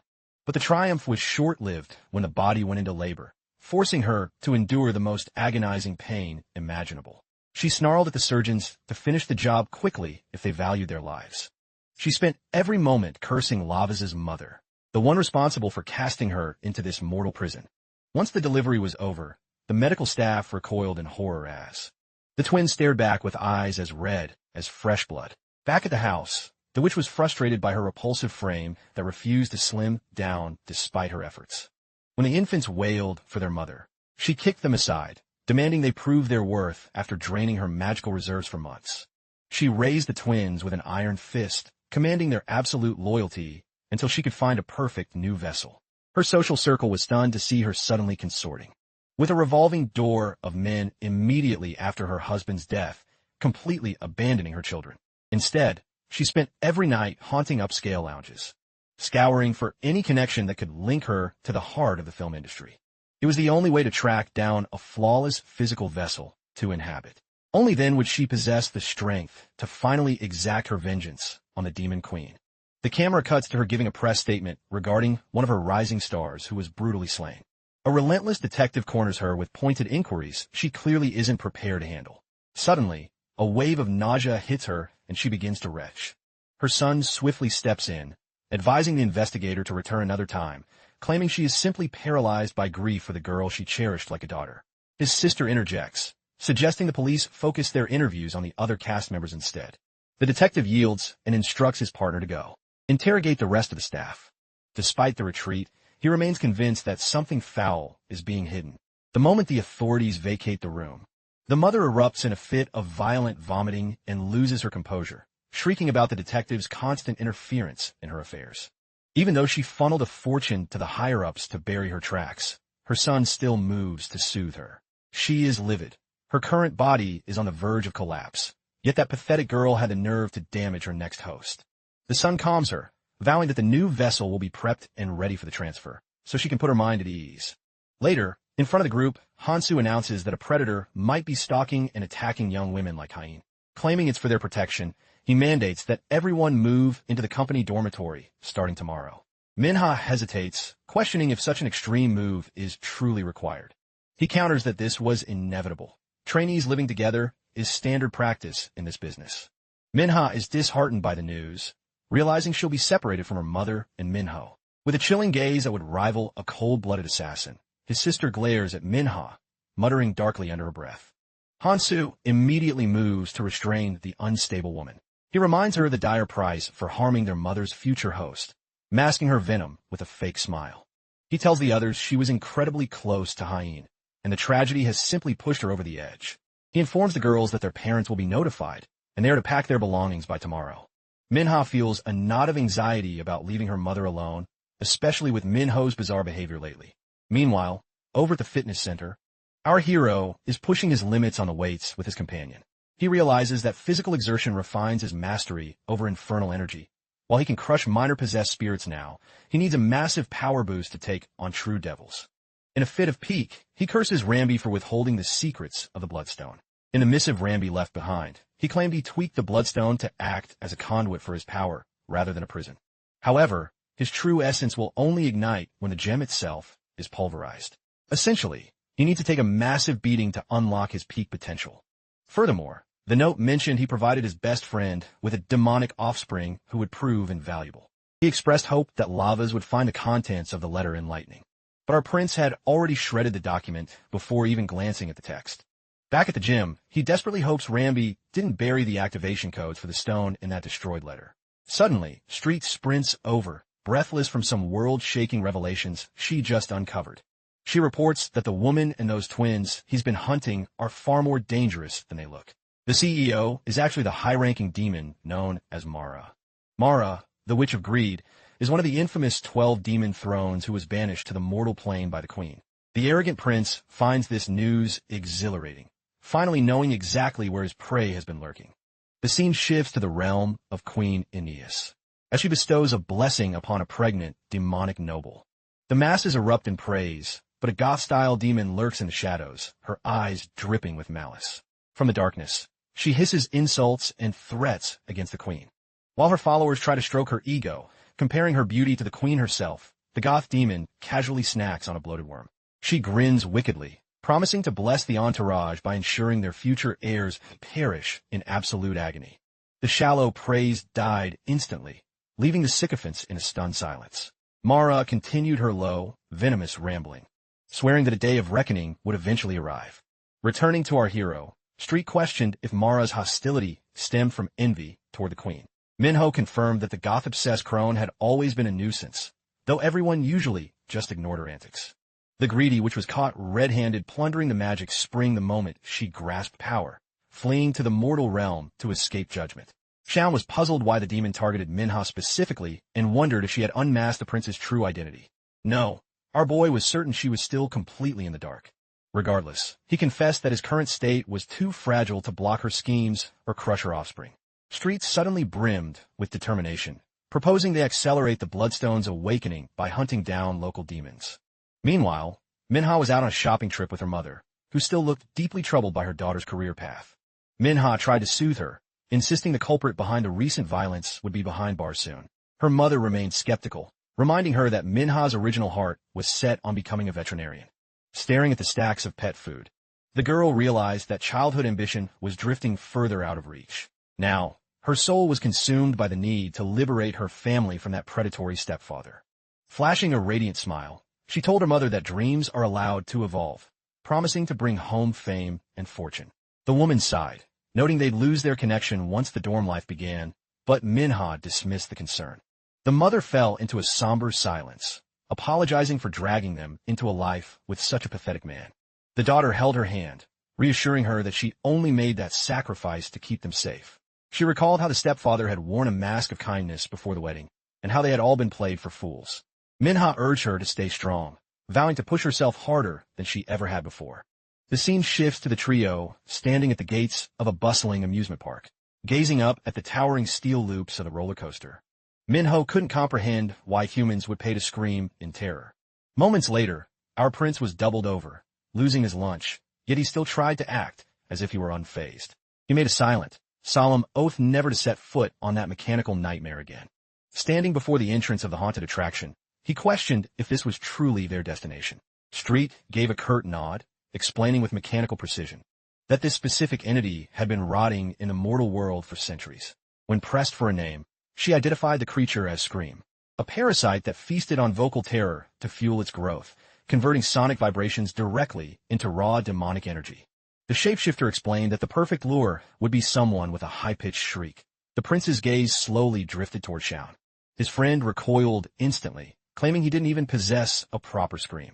Fed up with the hesitation, Minho seized him and hauled him into the dark as Street waved a mocking farewell. Deep within the bowels of the haunted house, Minho found the plastic props laughable, while Xiao looked ready to collapse, sensing a genuine, chilling presence. Minho reminded him that the strange presence was exactly why they were there, telling him to keep his nerves steady. When a jump scare prop suddenly swung into their path, both of them let out high-pitched, wildly embarrassing shrieks. Xiao tried to protest, but Minho cut him off, mockingly asking if that was truly the best the nerd could do. From the shadows, I tracked their movement as Xiao questioned if this was truly the most efficient training method.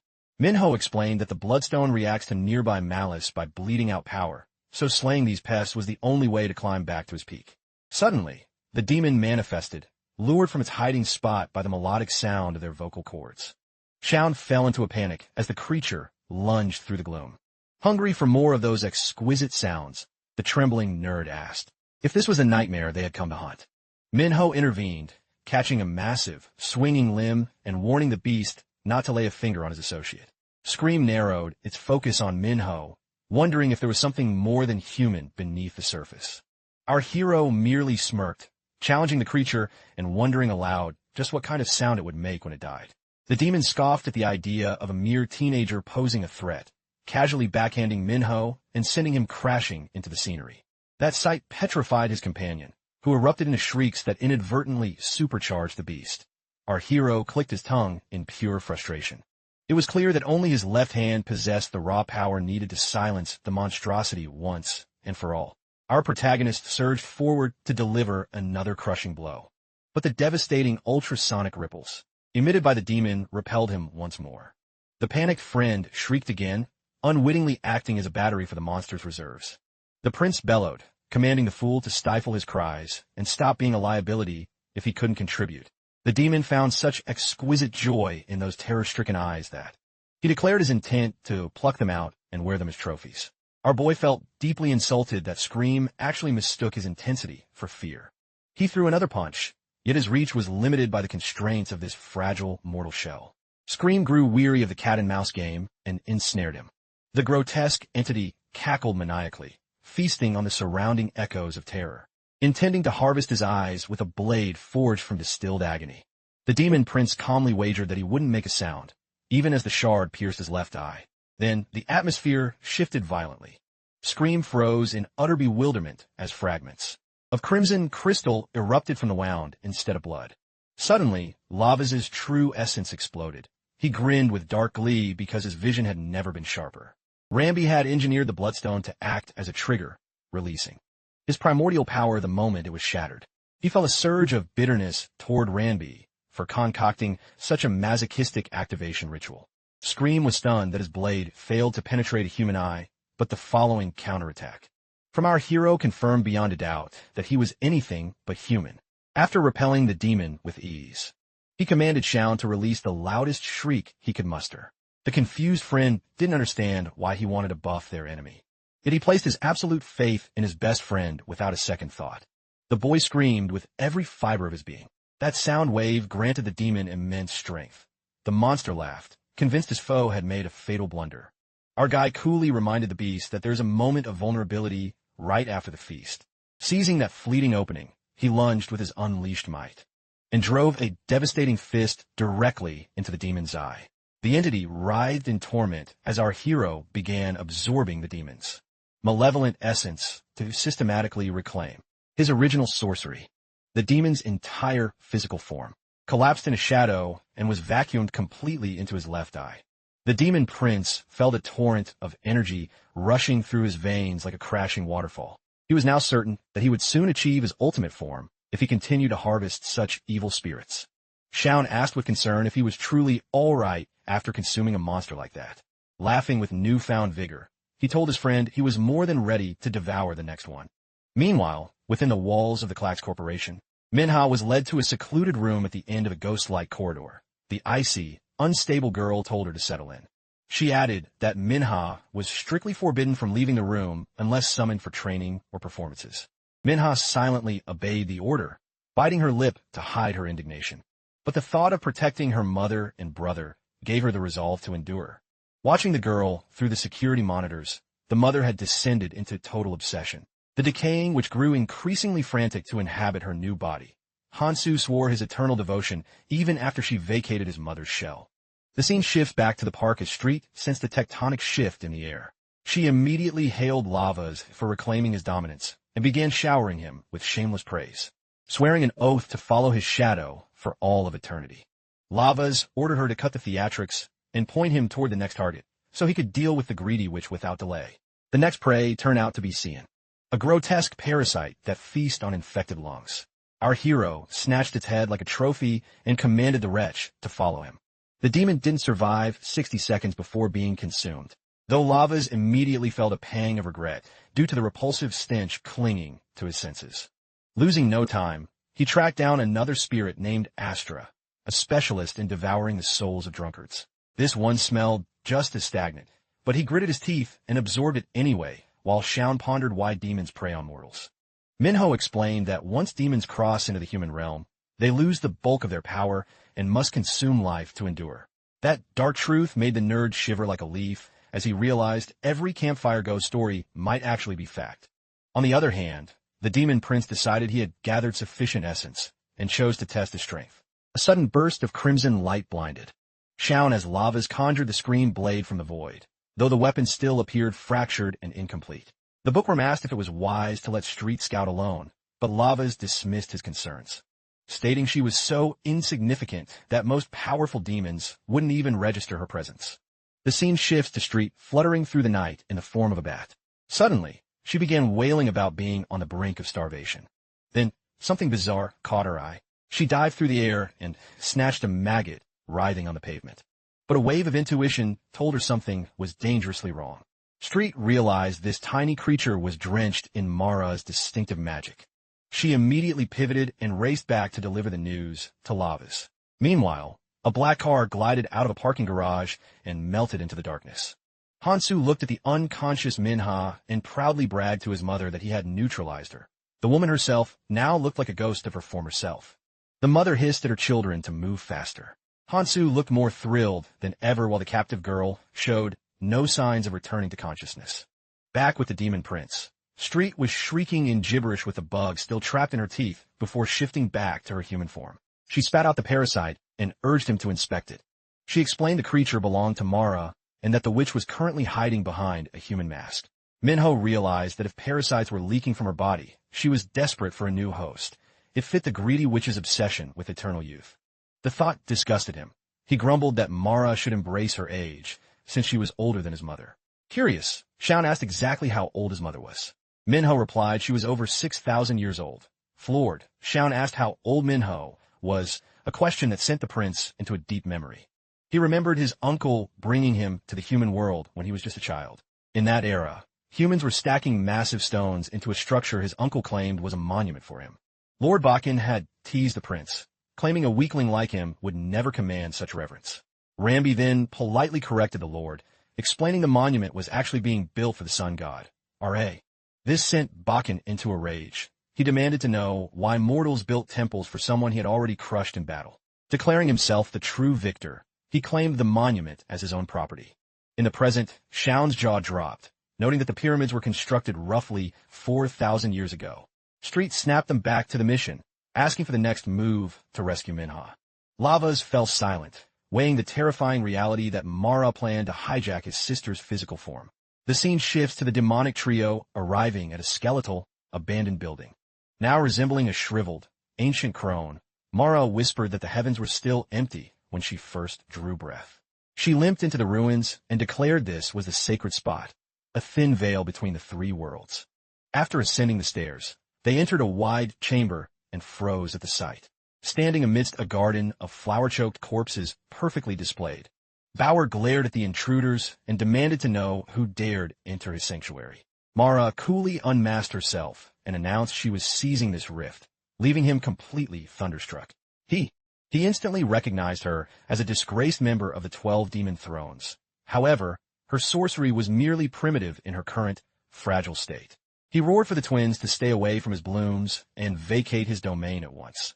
The witch conceded she was presently too feeble to even walk correctly. But she warned him that her offspring possessed more than enough strength to compensate for her weakness. He was somewhat amazed to see she had corrupted humans into half-demons. He mocked her as pathetic for leaning entirely on her children. Mara chuckled and remarked they were simply fulfilling their roles. She commanded the addict to tidy up his hideous garden and vanish. The insult to his beloved sanctuary sent him into a blind frenzy. He lunged forward, intending to strike her down without a moment's notice. But Hansu intercepted, kicking the failure aside to remind him of his lowly status. The female demon curled her lips into a cruel, satisfied grin. She had compelled her children to consume water from the demon spirit spring, a fountain hidden deep within the darkest abyss of the demon realm. That spring is the singular wellspring of all cosmic magic. The demon king seized control of it, so no rival could ever claim that absolute power. Mara had funneled everything into the twins as a strategic investment, so they could shield her until she uncovered where the SRKL was lurking. The scene shifts softly to the surrounding woods. Our demon prince and his companion trail behind Street as she pinpointed the witch's precise coordinates. They reached a skeletal, abandoned structure that was still under construction. Shaun worried they were in the wrong place, but she maintained that the woman was definitely inside. When Shaun pleaded with him to rescue his sister regardless of the danger, he declared they would storm the place together. His friend argued he would only be a hindrance in a supernatural brawl. But our hero bluntly noted that even a coward makes an excellent meat shield. Street offered a hollow wish of good luck for the upcoming clash. However, he commanded her to follow them in to balance the odds against their foes. At that moment, she realized she had pledged her soul to the wrong master. Inside the ruins, Mara prepared the occult sigil and delicately positioned her new host upon the altar. She clarified to Bauer that he needed her wisdom to survive the human world. Her sadistic son asked to keep the clown as a plaything, and the broken man eagerly agreed once he knew his place. Just then, they all snapped their heads toward the entrance, stunned by the sudden, heavy presence of our protagonist. He strolled casually into the room of butchered remains, his two nervous subordinates trailing in his wake. He was amused to find this was where Yangmu had crawled after his gang was dismantled. He reminded Shaun that he would have met the same gruesome end if he hadn't intervened. Hearing them discuss his minion so dismissively, Bauer was enraged to see the brat who had annihilated his entire empire in a single evening. Hansu confirmed his suspicion that Manhwa's brother was no mere mortal, and he demanded his mother reveal his true identity. Street proudly introduced her master as the Prince of the Abyss, the one who had purged the Bauer clan without a shred of mercy. Mara exploded in fury upon learning he was the offspring of her most hated rival. The son lost his grip on reality, realizing he was facing the executioner who had slaughtered his kin before his very eyes. He saw this as the ultimate opportunity for vengeance. After all, the prince was trapped in a weak human shell. Meanwhile, the paranoid which assumed the queen was so spiteful she had sent her son to Earth just to further mock her exile.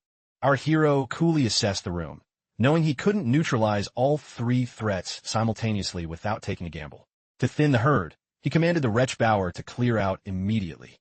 The thug began spewing insults and defiance, sensing Lavas was no longer the terrifying prince he remembered. But his jaw clamped shut when the prince roared for him to vanish if he had any desire to see tomorrow. He ordered the fool to personally spread word of his arrival to the other demons. They had better bow down if they didn't wish to be devoured. Paralyzed by the fact he could still manifest magic in human form, the coward turned tail and leapt straight out of the building, driven by a desperate, soul-crushing terror for his own life. With that distraction gone, our prince told the shriveled crone she wasn't permitted to hijack innocent bodies for a cheap makeover. She became completely unhinged after being insulted to her face. That shriek of rage took a heavy toll on her brittle frame, causing her to cough up dark, thick blood. After composing herself, she suddenly broke into a chilling, manic cheer, musing about the look on the queen's face when her own children presented her with her son's head. The demon prince was equally curious to witness her despair when her precious offspring were slaughtered by the son of the woman she had envied her entire life. Livid at his mocking arrogance, Mara demanded to know which of her children would present her with his severed tongue as a trophy. Hansu ordered his sister to step back before hurling his massive morning star directly at her hero. Lavas evaded the heavy iron with fluid grace and shoved Street out of the line of fire. Uni bridged the gap in a heartbeat, and the demon prince barely parried her blade. She barked at her brother for staying idle. Sue grumbled that he had nearly crushed her by accident, prompting her to command her brother to guard the rear while she maintained her relentless offensive. Trading a series of rapid blows while deflecting her steel, Lavas realized they lacked any true synergy and chose to exploit that flaw. He taunted them, claiming they would likely kill one another before they ever managed to draw his blood. This sent Sue into a frenzy. He began shouting at his sister for nearly taking his head off with her reckless swings. Lavas noted that while the girl was calculating, the boy was drowning in ego, making them both incredibly easy to provoke, as their frantic coordination began to crumble under his steady defense. The twins' frustration reached a boiling point, allowing Lavas to draw first blood with a sharp slash. Against Uni, despite the hit, he remained focused on his defensive stance. He acknowledged that even as half-bloods, their raw power was immense, making him wonder what dark rituals Mara had performed to twist them into such monsters. He spotted a gap. Sue's morning star whistled through the air, grazing Lavas' midsection. Ani surged forward immediately, swearing she would claim his head as she lunged with her blade. She managed to land several shallow wounds, but she quickly sensed he was strategically maneuvering just enough to keep his vital organs safe from harm. Sue charged in again, snarling a warning for Lavas not to perish before he could personally deliver the final blow. The demon prince pivoted sharply, but was forced to a knee as he caught a lethal downward strike from Ani. She shrieked for his demise, pouring all her strength into pressing the blade against his guard. However, Lavas slipped away at the final millisecond and retreated to regain his footing. Realizing a frontal assault was too risky, he leaned further into psychological warfare. Lavas shouted at Sue that his sister was clearly the superior warrior. That insult instantly triggered the purple-haired brat. He roared that he was the elder of the two. Overwhelmed by fury, the boy began swinging his weapon like a lunatic and charged blindly toward him. The twins continued to drive him back through the ruins, while Uni screamed at her brother for crowding her space again. He ignored her entirely, bellowing that he alone would be the one to slaughter Lavas. Watching the chaos, our hero felt a spark of satisfaction. Su was now fighting with nothing but blind, erratic rage. The moment the boy overextended in his striking range, the prince finally prepared his countermove. Meanwhile, Street was taunting Mara, mocking the witch for decaying into a bitter old hag. The insult set the witch's blood on fire. She surged with power and landed a devastating blow.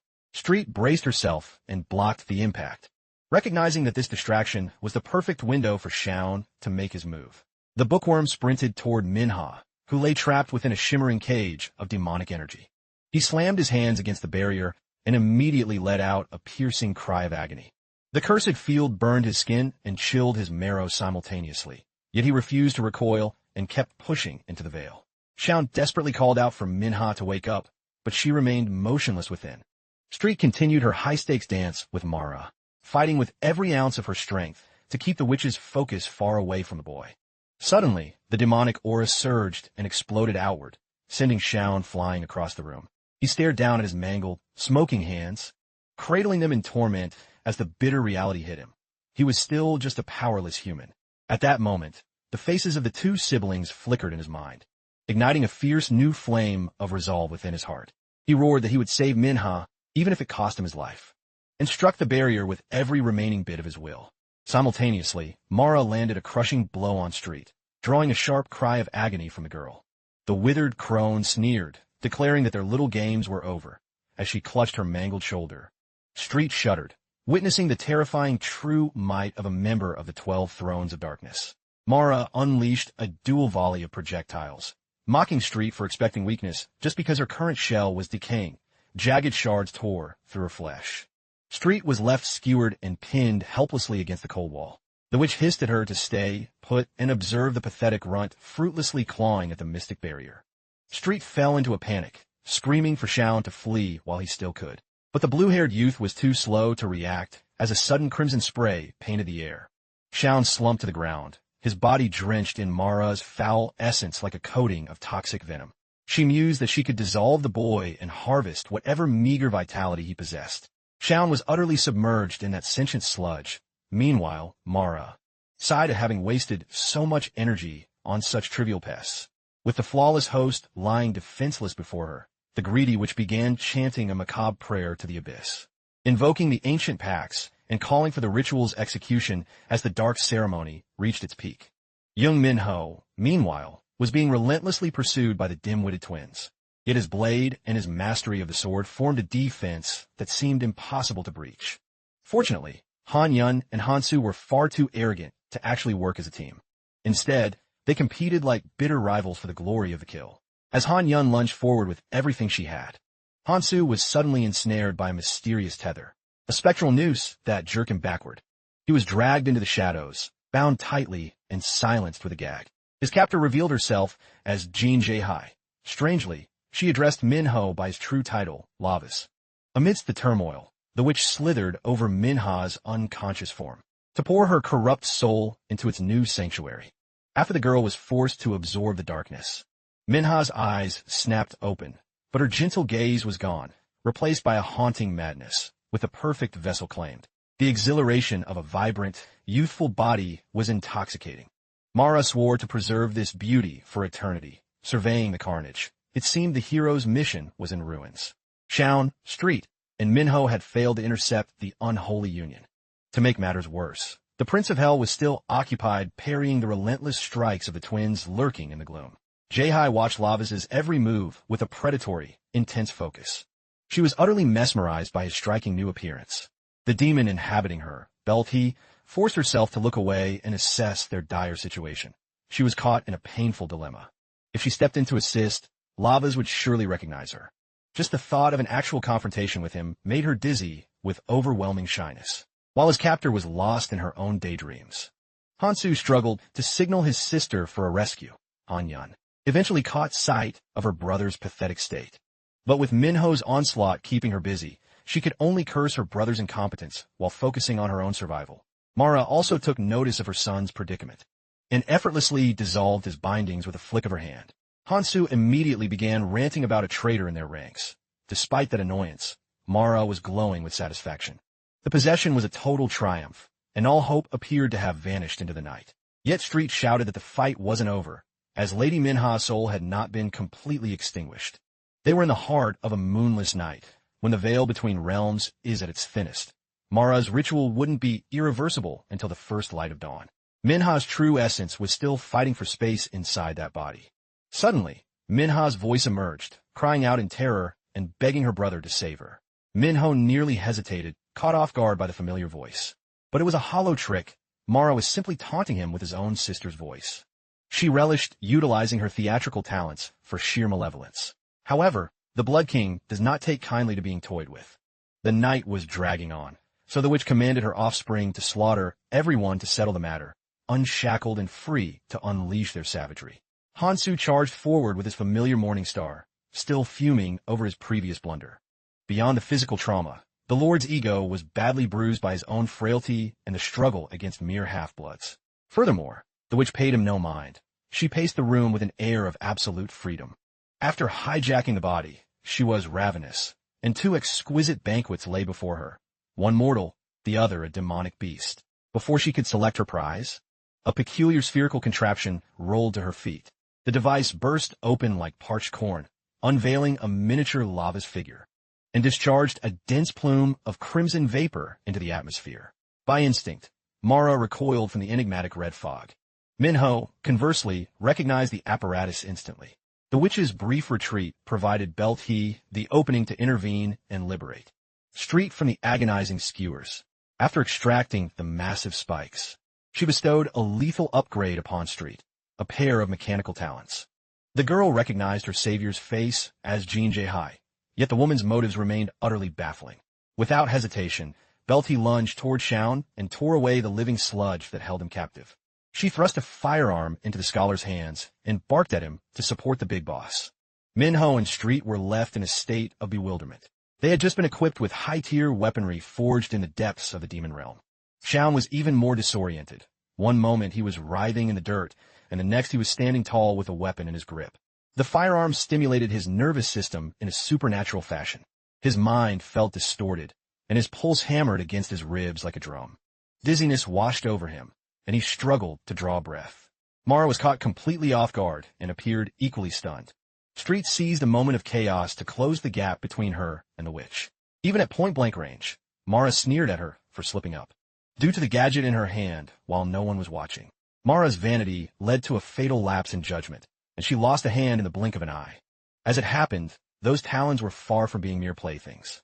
But if it were simply a matter of hardware, the witch could consume them all. Unholy feelers sprouted from her mangled limb that resisted all blades. Clearly, Mara was beginning to fuse with Minha's physiology. Prolonging this confrontation would only vanish the hopes of rescuing the innocent girl's spirit. The witch hungered for nothing more than the taste of succulent demon beast flesh. Fortunately, Street spotted the spiritual umbilical cord tethering Minha's form to Mara's dragon core. Since Minha was a typical human, she couldn't assimilate Mara's essence all at once.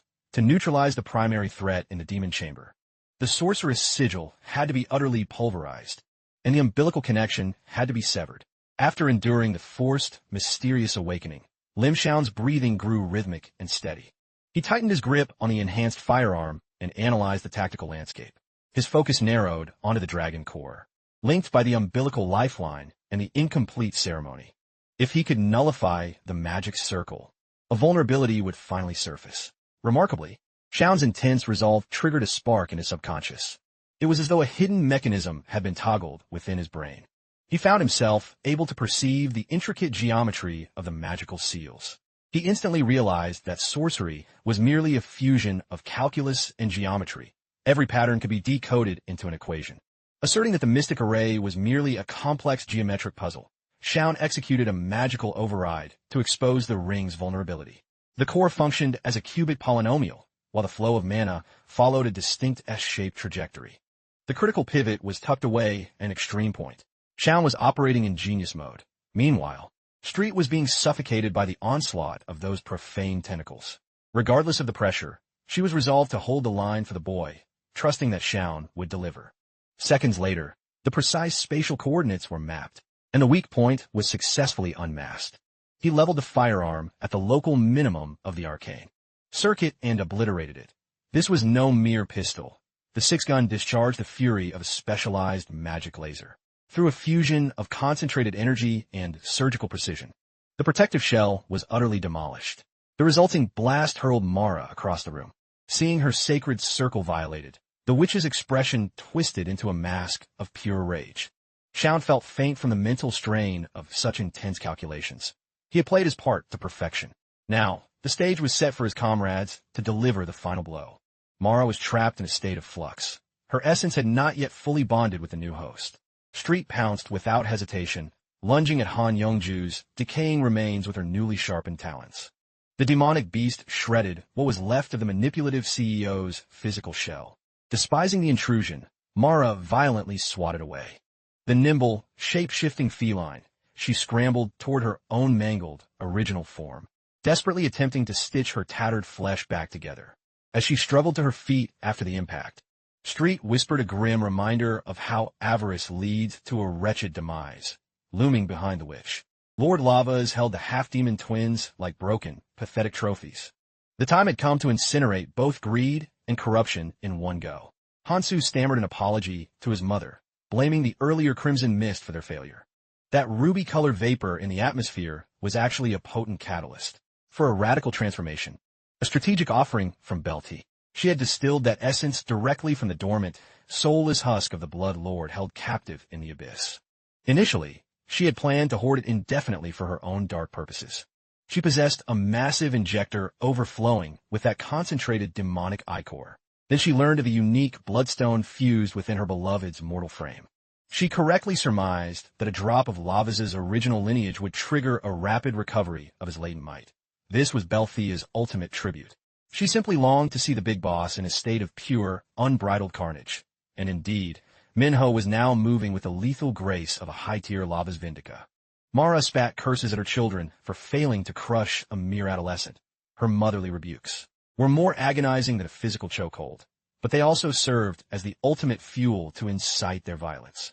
Hansu and Han Yun slipped from the Lord's grasp and renewed their murderous efforts. Su's heavy chains lashed out violently, while Yun's dual blades rained down with merciless speed.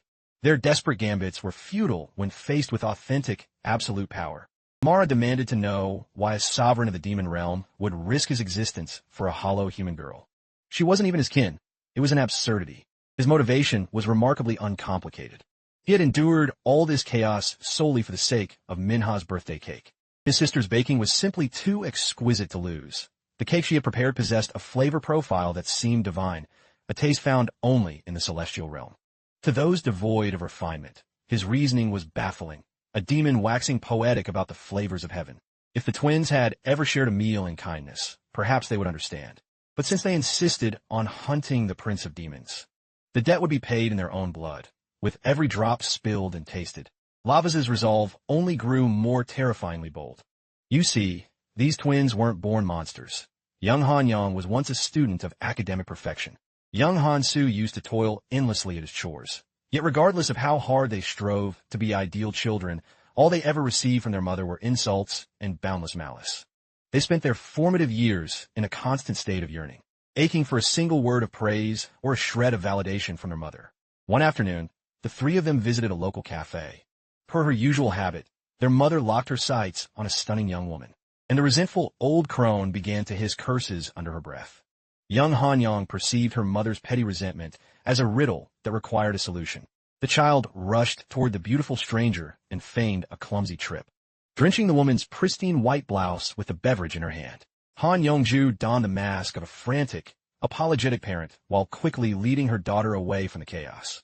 The moment they stepped out of the establishment, the facade of civility shattered, and Han Yongju's predatory grin emerged. For the first time since their birth, the witch smothered her daughter in praise, celebrating with a rare, tender embrace. Witnessing Yun's cruel deed rewarded with such sweet approval, Hansu pledged to eliminate the next source of their mother's irritation. Terrorizing the attractive people their mother despised became the twins' new sense of purpose. If they broke the people she loathed, they were bathed in her glory. In this fashion, the witch conditioned her own flesh and blood into becoming her mindless little minions. Mother's word was the ultimate law. If she commanded a slaughter, the child's only answer was compliance. by erasing obstacles in a fountain of gore. The tragic twins finally tasted Mara's perverted imitation of love. It was a truly depraved existence. Yet the demon prince couldn't help but admire Mara's psychological mastery. He was now facing the byproduct of that brutal upbringing, and it was proving to be quite a chore.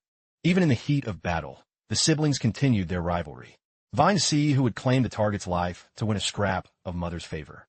Slashing his blade, the prince found himself amused by the eccentricities of these half-bloods and devils. With a single fluid strike, he painted the floor crimson with half-demon blood as he lopped off one Hansu's arms. Mara sensed a shift in Lavaz's aura. She recognized that specific brand of arrogant certainty and raw power. In this moment, the prince moved exactly like his uncle, the architect of carnage, Bakken. A limb was claimed. Hansu thrashed in agony on the ground while his sister sneered, calling him a pathetic failure. To further shatter their bond, Minho teased that Hansu was unmistakably the inferior younger brother. Hansu barked at his sister, blaming her incompetence for the loss of his arm. While the siblings bickered in the center of the fray, the man in the shadows had finished honing his strike. If these two persisted in their civil war, the prince's task would be far simpler. In a shocking move, Han Yun seized her hemorrhaging brother from the floor and utilized him as a human shield to intercept Minho's lethal thrust. Hansu's injury turned catastrophic, causing him to buckle and fall. Blood soaked his frame as the agony surged through every nerve in his body. As Hansu's life began to flicker out, he gasped a single final word: Mother. The mother whose name he invoked with his dying breath merely stood by, berating him for his uselessness. She commanded her daughter to ignore her dying brother and slay the foe. Han Yun obeyed instantly. While Hansu's greatest fear, total abandonment, became his final reality. The witch continued her assault with her repulsive, writhing tentacles. But with the twins no longer forming a united front, the path to the witch was wide open. Mara was on the verge of total synchronization. If Minho lingered any longer, he would lose Minha forever, and his beloved cream cakes along with her. The prince still hadn't tested the absolute breaking point of this physical form. To achieve maximum velocity, he was prepared to take reckless gambles. He slipped past Mara's strike and dragged Han Yun into his wake. Minho seized her by the waist, pinning her down with overwhelming brute force. The Lord of Blood finally unveiled his true nature. He violently yanked Han Yun's head back, exposing her pulsing, blood-slicked neck. With the hunger of a predator, he tore into the artery and drained the half-demon essence like rich nectar. He drank deeply and greedily, never once breaking his cold stare with the victim's mother. Even the witch, with her cold, insect-like heart, felt a sudden shiver of dread. Once he had finished his feast, Minho cast the victim's hollowed corpse aside like useless rubbish. This was his calculated strategy to absorb enough vitality to push his physical limits to the absolute edge. Han Yun's essence provided a massive surge of power. Channeling that raw energy into a blur of speed and elite combat arts, he lunged. Wary of the prince's unnatural strength, Mara hardened her tentacles to create a more resilient barrier. It was futile. Minho carved through those slimy obstructions like a butcher through meat. All Mara ever desired was a youthful, pristine shell to inhabit. She never banked on a head-to-head confrontation with a true high-ranking demon. Despite his monstrous presence, Minho's physical frame was actually on the brink of total collapse. Every twist and strike felt as though his very soul was being shredded. Regardless of the agony, he thrived in this atmosphere of carnage and slaughter. Having crushed the witch through sheer force and unhinged madness, he prepared to deliver the final, lethal blow with lightning-fast precision. Mara had meticulously planned for this night for years. Now, her life's work was crumbling, mostly because of one man. The man had forced her to grovel in the dirt. He had effectively placed the witch in a state of total checkmate. He could have crushed her throat in an instant, but he hesitated. Mara was still occupying his sister's flesh. Nevertheless, every single one of her wretched escape paths had been systematically blocked. Minho proposed a pact. If Mara vacated Minha's body, he would allow her to keep her miserable life. To show he wasn't playing games, Minho staked the honor of his father, the great demon king, on the truth of his promise. The witch deduced that the boy was simply terrified of her potential to self-destruct. Sacrificing the perfect host was a tragedy, but Mara knew she could find a replacement as long as she survived this night. Surely a scion of the Demon King would not tarnish his royal reputation with a lie. She countered by demanding he drop his weapon before they finalized the agreement. The blade of blood vanished instantly, dissolving back into his essence. He had held up his end of the bargain. Now it was Mara's time to honor hers and depart. She gripped her throat, feeling the uncomfortable shift of her spirit within the girl. But just as a deceptive smirk crossed her face, the witch attempted a final ambush, aiming to rocket out of the host as fast as a projectile. Minho sneered at her predictable move. He had foreseen this and primed his demonic hand to catch any attempt at flight. Suddenly, his demonic grip made it impossible for the witch to escape. In her repulsive, true spectral form, despite her status as a former member of the 12 Dark Thrones, Mara fell for a remarkably simple ruse. In truth, Minho had no technical way to extract her from his sister. He was purely bluffing. He had even sworn on his father's name.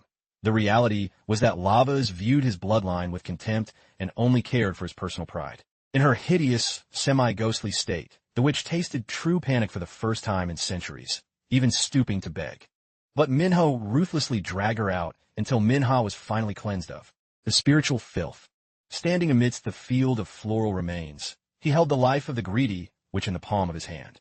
Mara tried to bargain for her life, promising total submission in exchange for mercy. At this point, she was truly prepared to do anything to cling to her wretched existence. Behind Minho, Hansu staggered upright, having miraculously survived the ordeal. A flash of cruel hope returned to Mara's eyes as she signaled for her son to strike Minho down. Hansu gathered every remaining shred of strength left in his broken body. However, his final act was cut short by a perfectly timed intervention. Hansu regained clarity for a few moments just to stand up and drag his sister down to the abyss with him. He'd rather they both lose than let her win. He believed death was only acceptable if Han Yun accompanied him into the abyss. Ultimately, the twins entered the world together, suffered in tandem, and would perish as one. Watching the fallout of her toxic motherhood, Mara erupted into a frenzy of loud, bitter curses. Minho watched with sheer revulsion at the display of this broken, demonic family dynamic. With her final gambit failed, Mara reverted to desperate pleading, vowing never to lay a finger on young Minha again. She even claimed that Lavas' mother was once like a sister to her. She urged him to ask Queen Aeneas for confirmation, swearing the queen used to follow her around like a shadow. Street listened to the pathetic groveling and felt sickened by such narcissism.